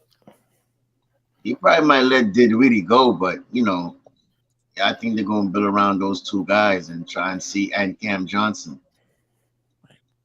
I don't know if I feel Grimes is being held back. I just think Grimes is. Yeah, not yet. He's developing. Right. He's developing, and you're getting an opportunity to see, more of his game. And I think next season is when he's going to be cut loose. And I think you're going to see even more. What happens to RJ then? I think RJ's minutes if RJ doesn't take the next step, in my opinion, I think his minutes should get cut back. And I think that Quickly and Grimes, if they take the next step, should be getting those extra shots. Yep. We'll see how that goes, Steph. That's the.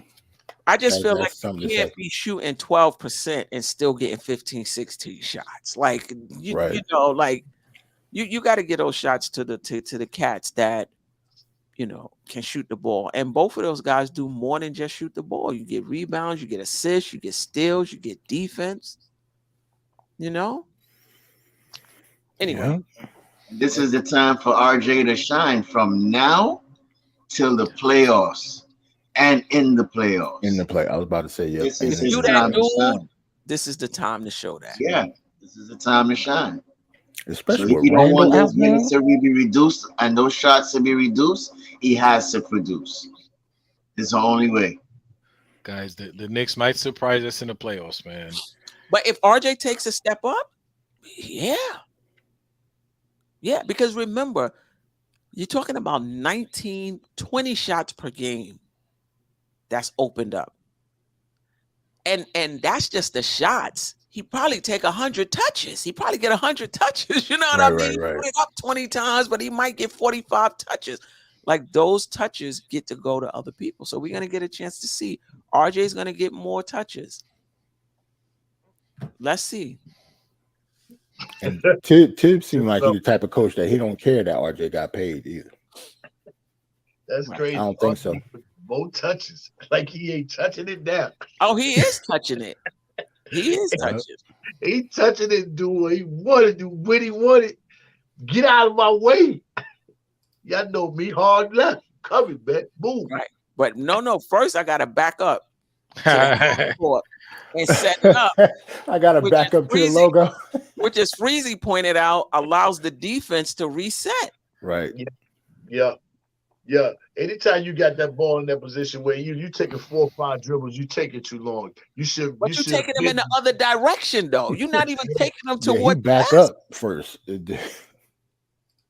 I be thinking that with Quickly sometimes too. Like, even though he's gotten a lot better, Quickly dribble the hell out of the ball sometimes. Yeah. All you see is shoulders moving, not going nowhere. Yeah. No doubt. And McBride too. Yeah, McBride does it too. McBride too. I want Hart and Grimes to be more selfish these last 5 games. They're definitely going to get that opportunity.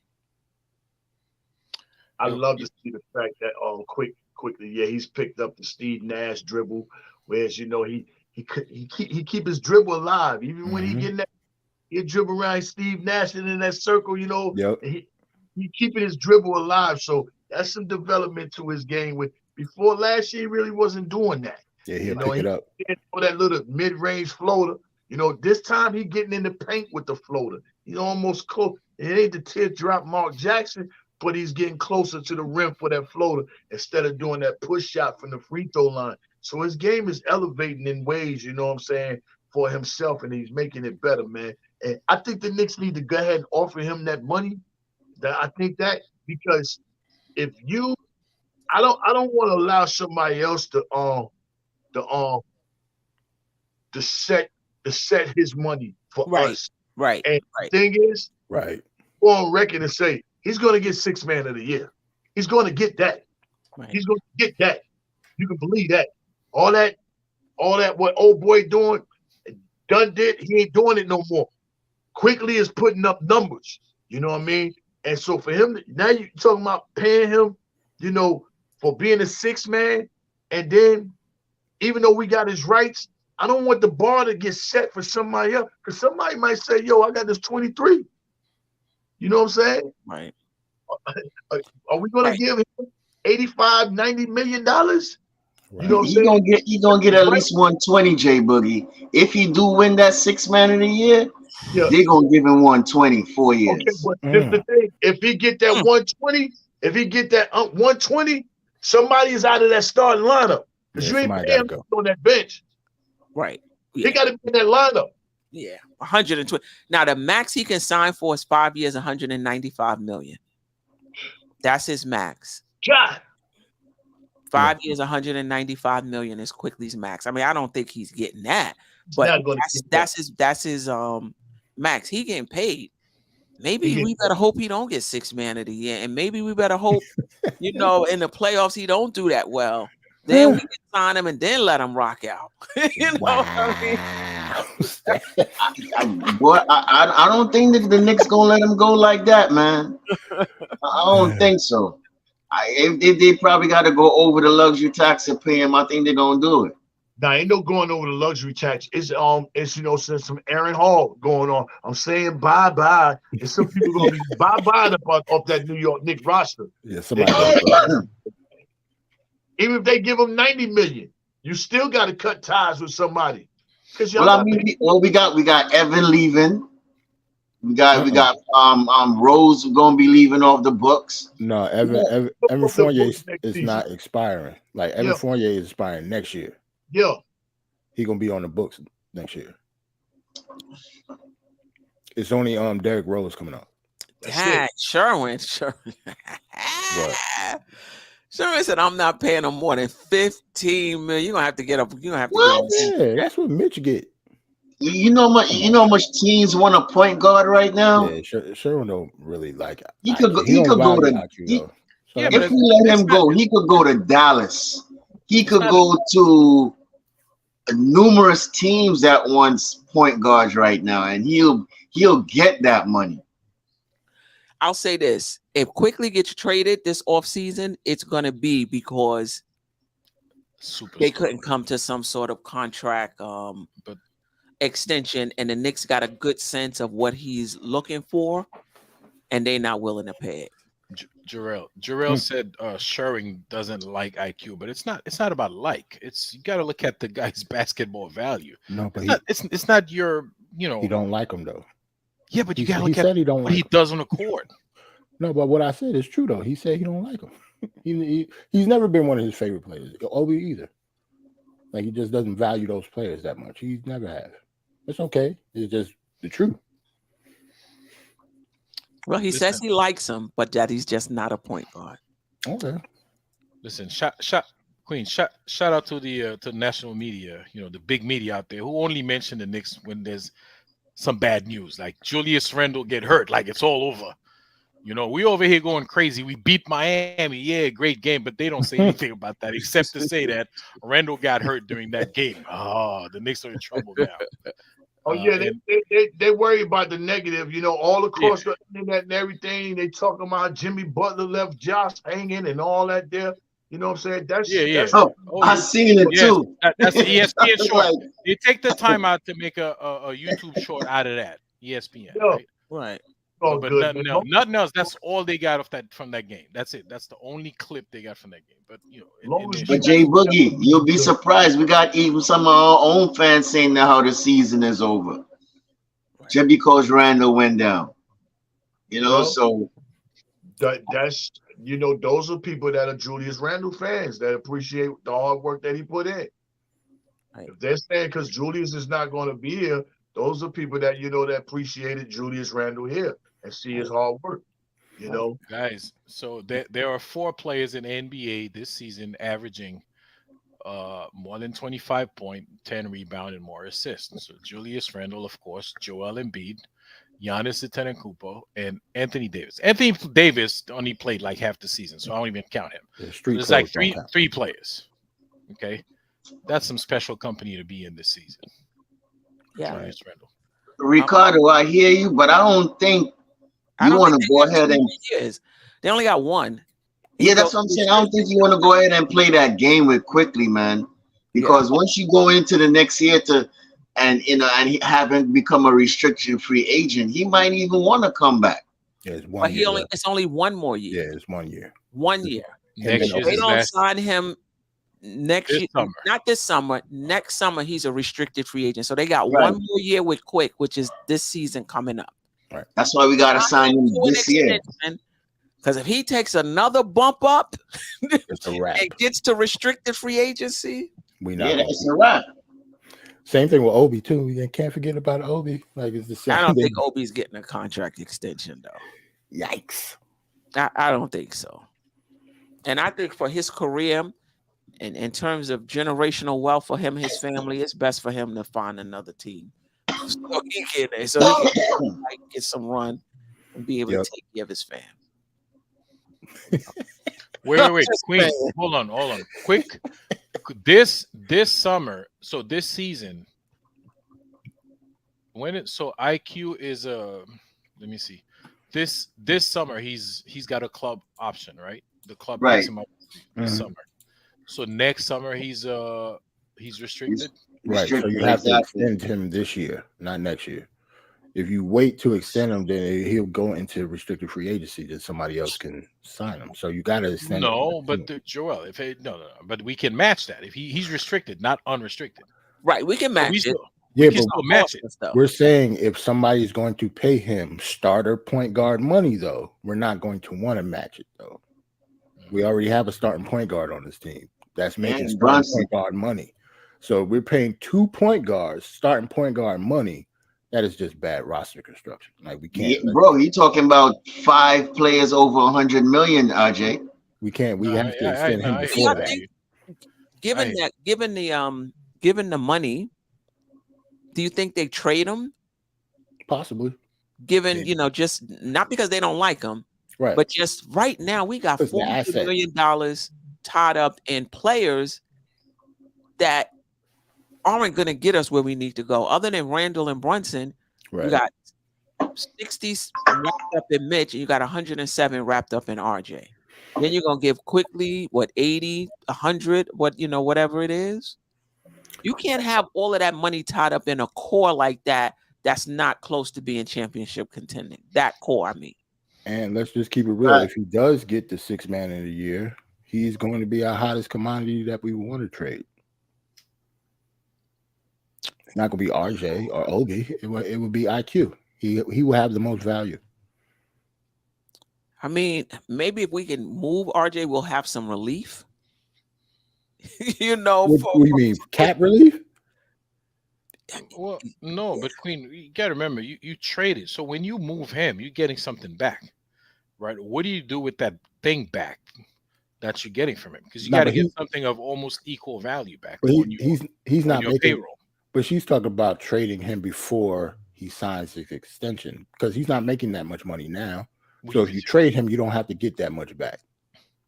Yeah, but that's terrible though. So you I like because of what you're trading. Like if you're trading, is the problem. I think it's the money we gave to RJ. So now when you sign Quick, now you might be in luxury. I don't have the numbers in front of us. We might be in luxury tax territory. Dolan ain't paying no luxury tax for this team. I don't see it. Oh, he might do that. Dang. Because he told them guys. He told Leon and them personally. Oh, I know. Yo, we better be in the playoffs. You remember that? Yeah. He told them that.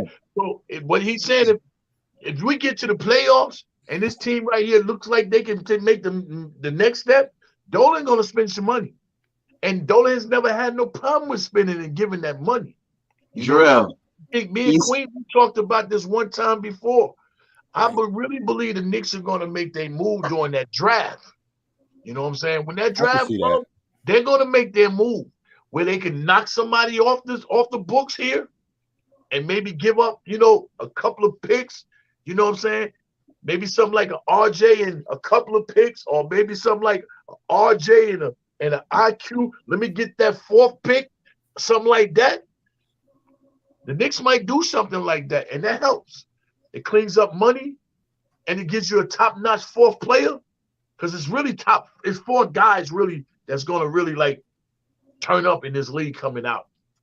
Right. Jarrell, and I gotta agree with Jay Boogie. He gonna pay that money, because guess what?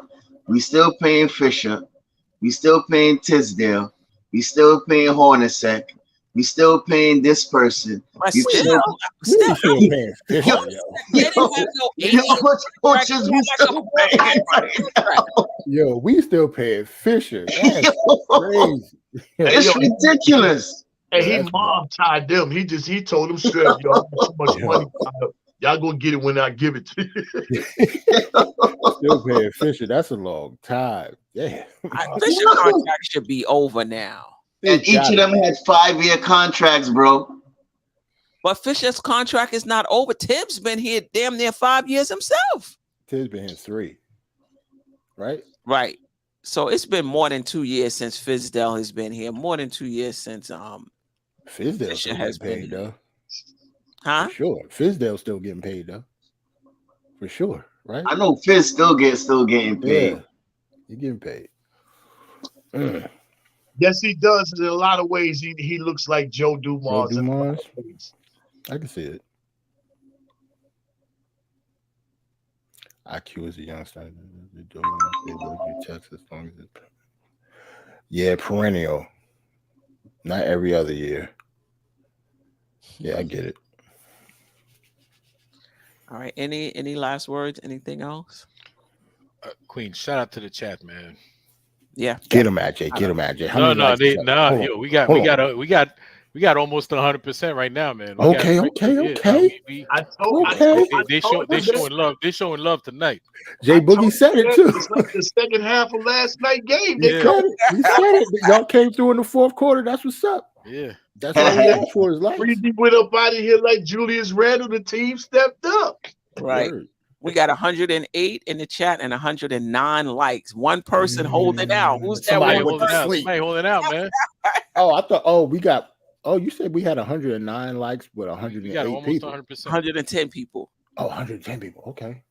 Hey, yo, 110. What's happening? Somebody ain't near their phone. That's cool. Yeah, let's even it up. Let's even it up. Yeah, man. Oh man, I had a ball, man. I appreciate y'all stopping by. Jay Boogie. We got to play his video before that. Fire. that video, and a tribute to Willis Reed, you know, may he rest in peace. He's not gonna see the Knicks, at least alive, win that chip, but he'll still be watching. He's still looking And for hopefully the- it's coming sooner than later.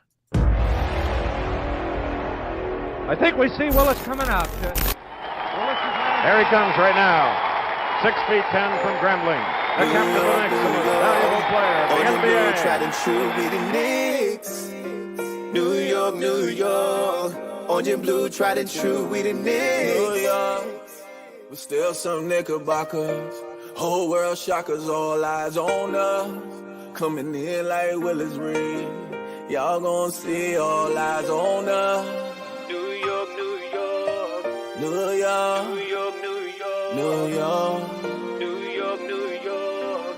All eyes on us, all eyes on us. Coming in like Willis Reed. Y'all gon' see all eyes on us. But still some Knickerbockers. Whole world shockers, all eyes on us. What Leon Rose did, no spite of the future set for the young kids.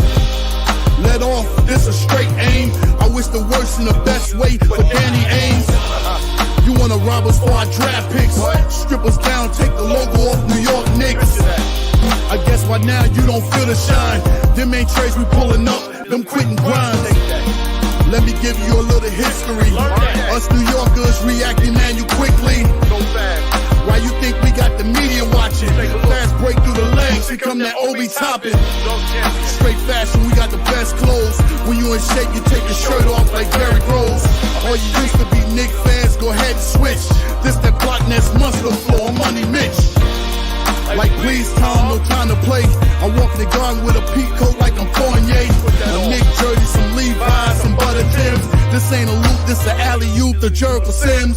Keep it real, however, we got a different style. I call Juice for the pressure, he gave me 8 miles. They try to break us at deadline, tear the squad apart. Them 9 games after Cam gave us the Josh Hart. You read the Bible and know the Quran. Just live your dreams every day, make a team like Quan. Catch the youth before they hit their prime. Work hard, get rewarded. Come on, Hartenstein. I'm talking to all the East guards. I brought Jalen from the West, now he's an East guard. The same number 11, you know the rod strict. Now you playing against a squad with a baby pick.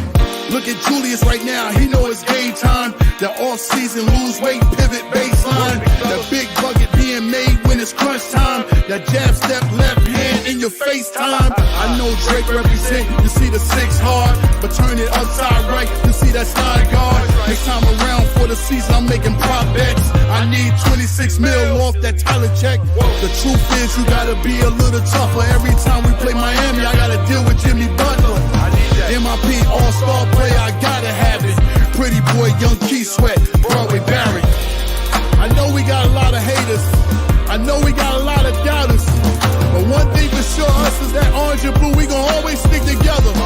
It's us against the world. On us, coming in like Willis Reed. Y'all gon' see all eyes on us. But still some Knickerbockers.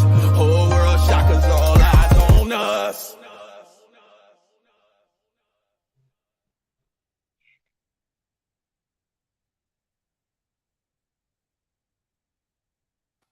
That was fire. That's nice, man. That's good shit. Appreciate that, man. Really good. That. It's some things I'm not able to speak upon right now, but that song is the one that's going to give us all something else with something else coming in the future that we all going to be grateful for. But you know, that concept, you know, somebody had asked me, and I think I told Queen, they asked you, why you ain't have none of the other Cleveland, Milwaukee in there. That's because before you get to the conferences, you got to be able to get through the divisions. And that's why Philly and that's why Boston are in that video with us. And until we able to knock them off, we can't really even think about, you know what I'm saying, going all the way. Even though we lined up, we could play Cleveland, but man, it's starting to get close to our time where we need to start having this division back in New York, man. Yeah, and it's going to be a tough because I'm looking at Toronto right now. if they don't break that team up, when they come back next year, Portal, he just changed everything for them. Move Siakam back to the power forward. Oh, that team is gonna what's his name? Scotty Barnes is looking right now. Yeah, I don't want no parts of them. I mean, not that I'm afraid. I'm not saying I'm afraid, but that's the division. But what, like the conference? Next look at Orlando. Orlando's looking good. Dogfight. There's gonna be a dogfight next year. I can tell you that. Yeah, look at Orlando. Yeah, but you know, you can only pass, you know, a couple of them at a time. You know what I'm saying? This year we leaked Toronto. You know, we leaked them guys. You know, so you know we heading in the right direction. But yeah, Toronto, they got something serious. They got a future to look at. They got to figure out what they're gonna do with Fleet though, because he's free too. You know, are you gonna give him all that money? You know what I'm saying? I don't know what they're gonna do, but I know, hey man, something. I don't know. Even Trae Young, don't know what's gonna happen with him. You know. Yeah. Some of these guys, do they still, these scenarios I like to just come up with, do you still wish that we could have got what's his name that went to Atlanta? You still prefer him over Brunson? Even deeper? Do you guys wish we would have still traded up to go get that dude that went to Detroit instead of having Brunson? You know, scenarios that was your guy, Queen. That was your guy. Who's that? DeJounte Murray. We wanted both of them. I wanted both of them. Yeah, we wanted. Me and Steph agreed. We wanted both of them, to be honest. No, but if you had to pick one, I mean, are you good with Jalen Brunson, or would you rather have the DeJounte Murray? Both of us wanted Jalen Brunson too.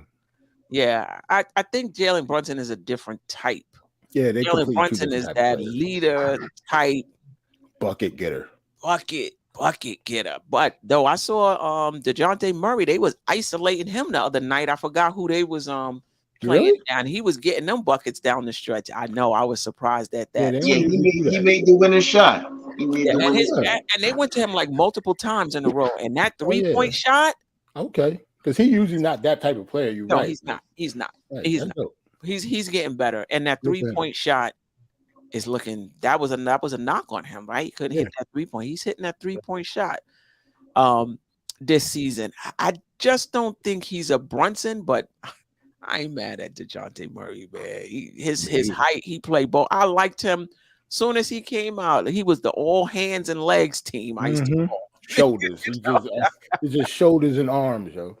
Yeah, I like him. I like him. I like him too. But Brunson just brings something different. He just brings something different. That footwork, man. Yeah, and he gonna be fine. Listen, he yesterday he could back because he just came back. Like, you don't just come back in the game and be ready to play. It doesn't work. It doesn't happen. Listen, man. Queen, you know, basketball is extremely demanding, man. Like it requires a lot. Like a lot of not only to be in shape, but you got to be on point. The chemistry with the other players, the synchronicity. It requires a lot. It doesn't happen. I just hope that's what we were seeing, rust, and not 75%. Right. That's what I'm just saying. I'm hoping that's what we were seeing.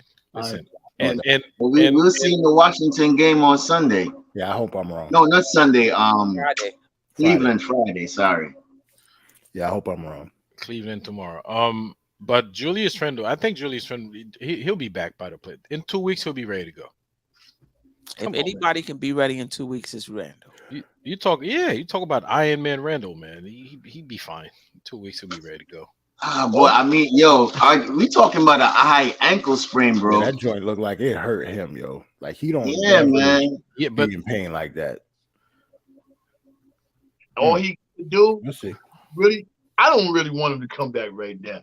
Get all the way right, because I need him to heal. Somebody else said this somewhere else that I heard it. I need his knees to heal. I need his elbows to heal. Everything. I need him to get some rest. But the stuff that he didn't hurt. If he really want to come back, go call them people that, you know what I'm saying, that when Saquon had that high ankle sprain, he came back in 2 weeks and played football. Go call and figure out what they did with Saquon, you know, if it mean that much. But because man, everybody said Saquon wasn't human when he came back off that high ankle, right? Saquon ain't human. That's another story. Yeah. He ain't human. He hurt his neck earlier this season. And I ain't really talk about it that much on my show, but he was playing running back with a neck brace on for like the last 6 weeks of the season. How do you play running back with a neck brace on? That's insane. That's football crazy. player, like That's football crazy. player, You ain't chilling like Eric Dickerson. You got to brace him. yeah, he had the blue. You can tell because you can see his black and it was under his uniform, under his shoulder pad. Shout out to Queen for not sending me that thing yet, so I can make sure I'm tuned into that show. Shout out to the Queen. What show? For his football show. I did send it to you. I ain't see it. I thought I did. You are invited every time, bro. You are invited. I'll let you know when I have my next show. It's gonna be a draft show. I thought I sent you. I cut and paste the link. I could have swore I sent it to you. I ain't seen it. Oh, you're definitely invited. Queen. We know your condition. Right, that's the step. She probably sent it to the wrong DM. That's what might have happened. But you definitely have an open invite, J Book. It's all good. No, I'm gonna let you know. I sent that to oh man. Only reason I haven't done a draft show yet is because I'm just doing work on different people. But we definitely gonna have one. I had my last show was 2 weeks ago. It was on our free agency. Okay. Right. I got an open invite. My offseason would have been. It'd be made If so the Giants can't win this division this year, bro, it's a waste of time, Jarrell. Hey, yo, Stafford, we have a team that went to the Super Bowl in our division. Like, damn, you gotta cut us some slack, man. No, I'm putting pressure on y'all. I see it. let the Jets get Aaron Rodgers, and you'll know all about that pressure, sir. You'll know all about it. Y'all got 1 year. Y'all got to make the Super Bowl this year if y'all get him.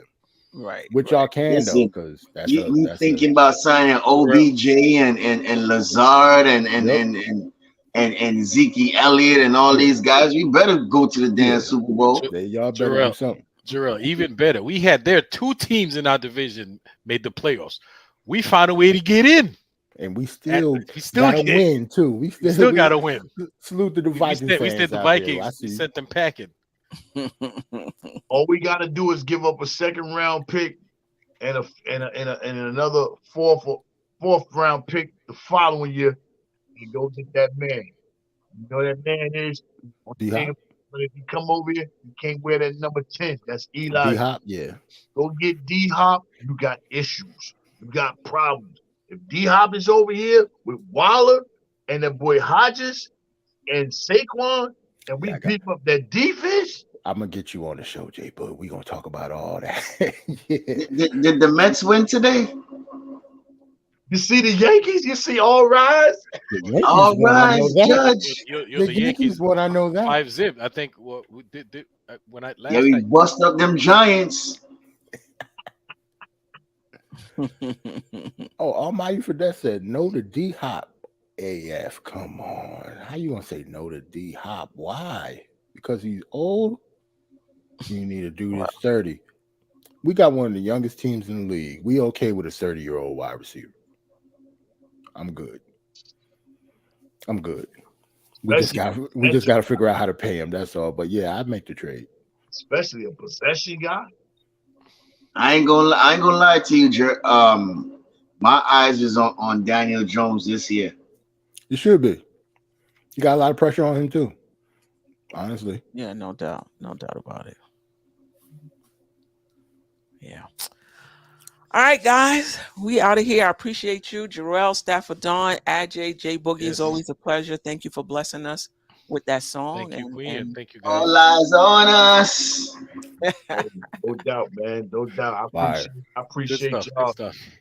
Shout out to the chat, man, for hanging out. You know what I'm saying? 2 different days, yesterday and this morning.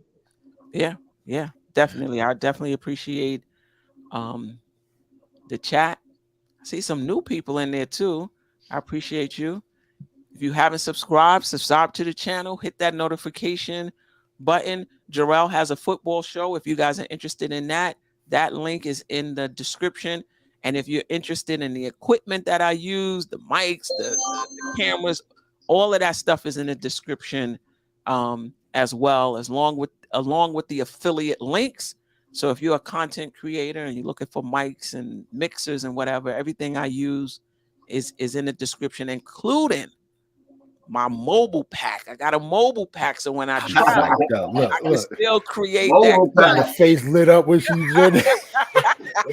She start glowing as soon as she start talking about that stuff, man. I mean, can you do videos yet? Yes. Yeah, definitely. I'm gonna do a lot of videos. I'm talking about really out there in that world. Can you do videos yet? Yes, that's what I plan on doing. Like when I'm traveling and whatever. You mean like doing Nick videos? Nah, like videos I be shooting. Oh nah. Okay, let me go now. I'm about to say J Book. That's right there, J Book. Got to be done in the city. Yeah, no. That's just when I'm away from home. I can still create content and still go live with my little portable lights and mini mic and stuff like that. That's what's up.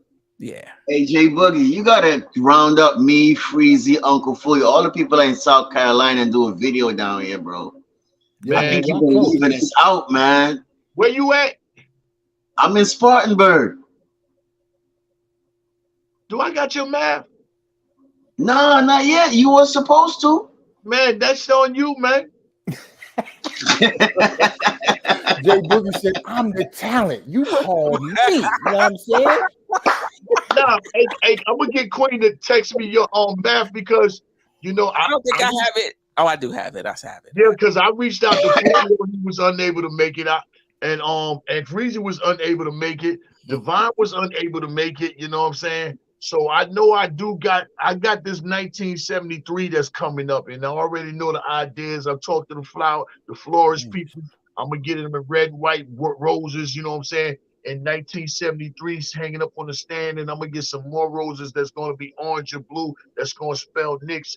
You know what I'm saying? And when I do this song for 1973 squad, man, I'm gonna make sure I invite you out to come out, man. Bet that up, man. Appreciate it. Cause you too close to me, my guy. You too close to me. We can travel and go places and do things. Because if I didn't know, because for real, I was thinking about going to Cleveland tomorrow. I ain't had nobody to go, just ride with me. I was gonna drive. Because they were like 8 hours and 15 minutes away from me. You know what I mean? So I was going to drive to Cleveland. Bad. Like I'm saying, I don't even want to drive from Cleveland from here. Right. That's a long drive. And I'm kind of further. I'm closer than you guys. No. Not Cleveland. If you really actually look, Cleveland is right there. I did it before. Yeah. Cleveland is closer to South Carolina than New York. Wow. Yeah. Yeah, because I would have to go I would have to go by Spartanburg anyway. That's why when I was telling Fulio about it, I had to go that way. I could have grabbed him, but we couldn't make it happen. So I was like, well, All right, but let's just leave. We could talk about this backstage. Let's shoot everybody. Yeah. Sure. I'm going when they get the camera off. I'm going. They shoot backstage. I'm going. Jay Boy said, "I'm the talent." You right. I appreciate you guys. Until next time. Peace. Yeah, love. That's right. I see the chat. I see y'all rocking. I see y'all coming. Hit that like button as you enter the building. You know what I'm saying? Hit that like button. Show your love. Show your support. You know what I'm saying? This that dope soul. This that new thing. Nobody don't know about it. In fact, J Boogie, let them know what time it is. You tune